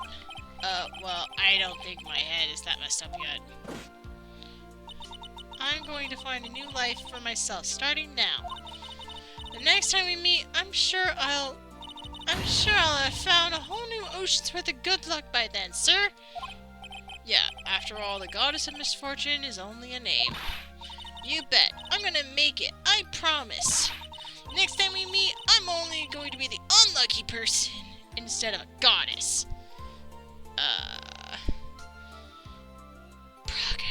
Progress. I'm using the curse as my hand, patting that. There. I'm sure you'll be a lucky person after that.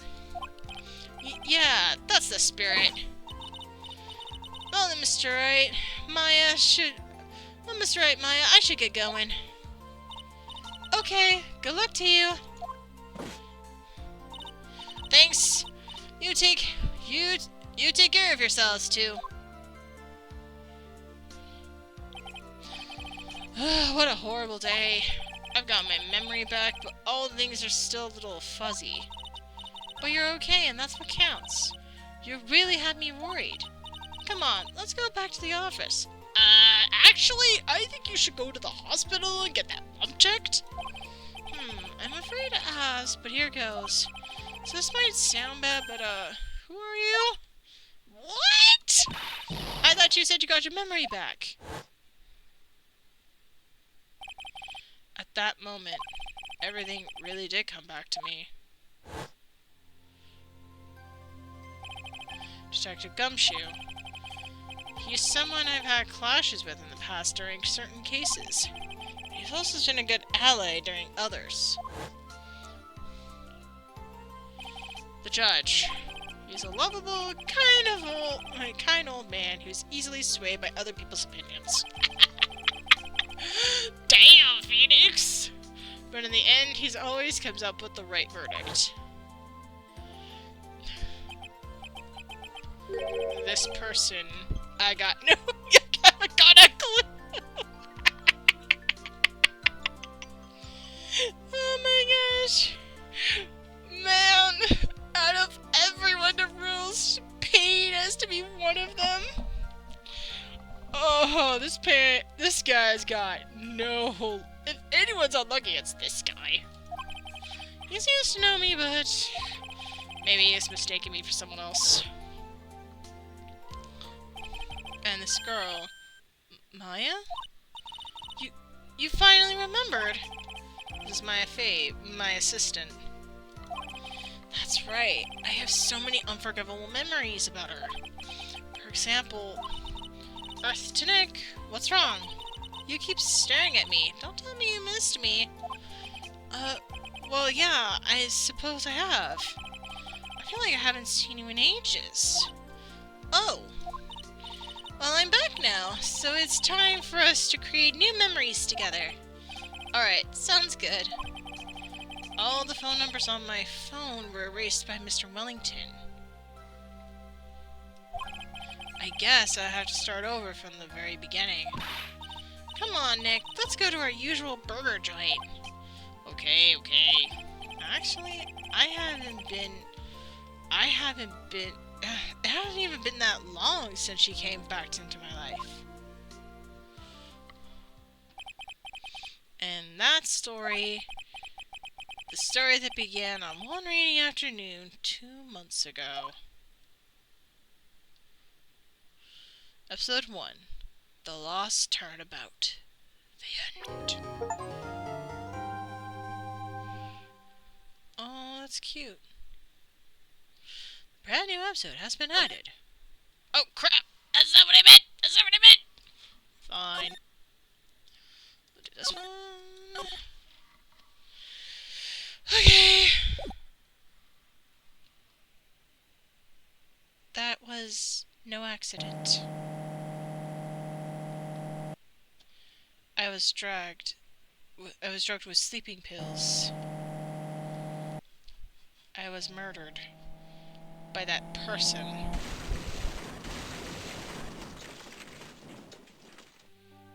Huh? That's why I took my revenge.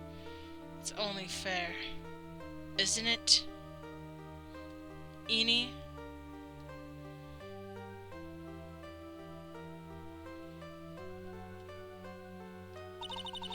I finally get to see you again, and it's not your fault. You didn't do it. No, I did it. I killed that person. But that wasn't you. It doesn't matter. It might as well have been me.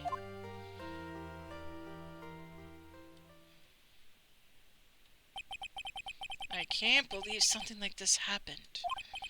The events of that gloomy, rainy afternoon that started this whole mess. I keep playing it through my mind.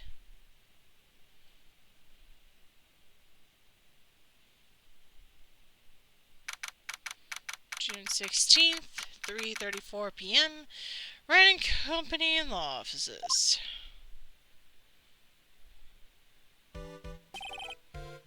What depressing rain. Alright.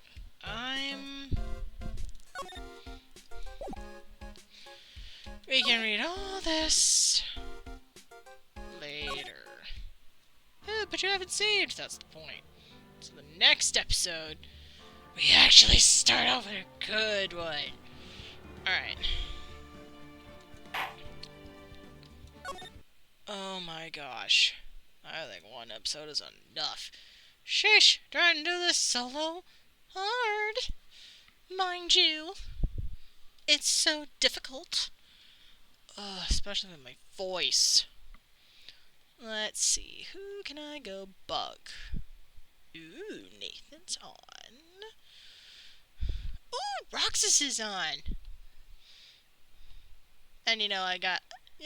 I want to raid Roxas just because I want to keep it. I want to put a little thing in his subathon.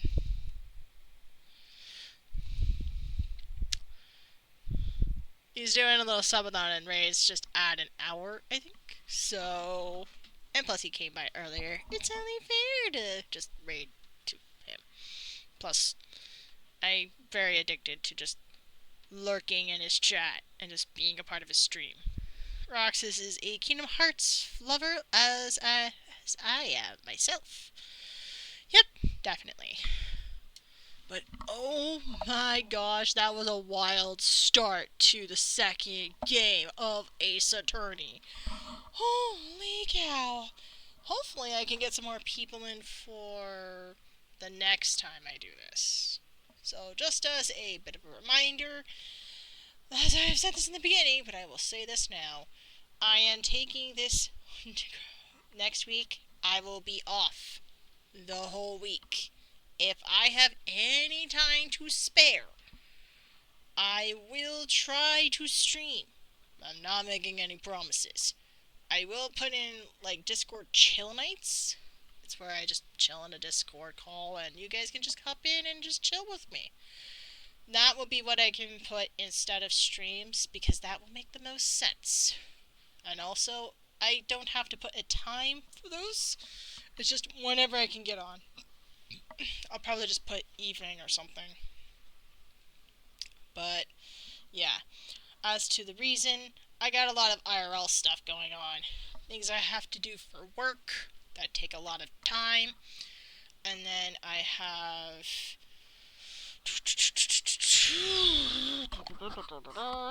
then I have to do dental appointment, and then I have a movie to go see on next Saturday. Yeah, lots of things going on, lots of things happening, and I feel like a little break is needed. Because I have to juggle 2 dentist appointments during the week, and I kind of want to chill. And the other days, it just has to happen at this point. I could do a rare Sunday morning stream. I'm not making any promises, though. None. Okay? So, now that we got that out of the way, let's get into... Let's get in a raid and raid Roxas, because we had a chat with Roxas earlier, and, well, we raid our friends. What is he playing? Voices of the Void. I don't know that game. That looks interesting. Let's get in the raid and find out. Thank you all very much. Thank you all for the love and just being here and just being a part of this. Let's see. Medic, thank you for the first anti-hero. Thank you for the 3 stream streak. Dana, thank you for the first super villain. That's about it. I will see you all next time. Not next week. Whenever I stream next. Okay? I promise I will be back. I promise. I was saying that to myself because something happened in the past. That's all in the past now. I will try to fit in a stream if I can. Anyways. Bye! Say hi to Rexus. Peace! Bye bye.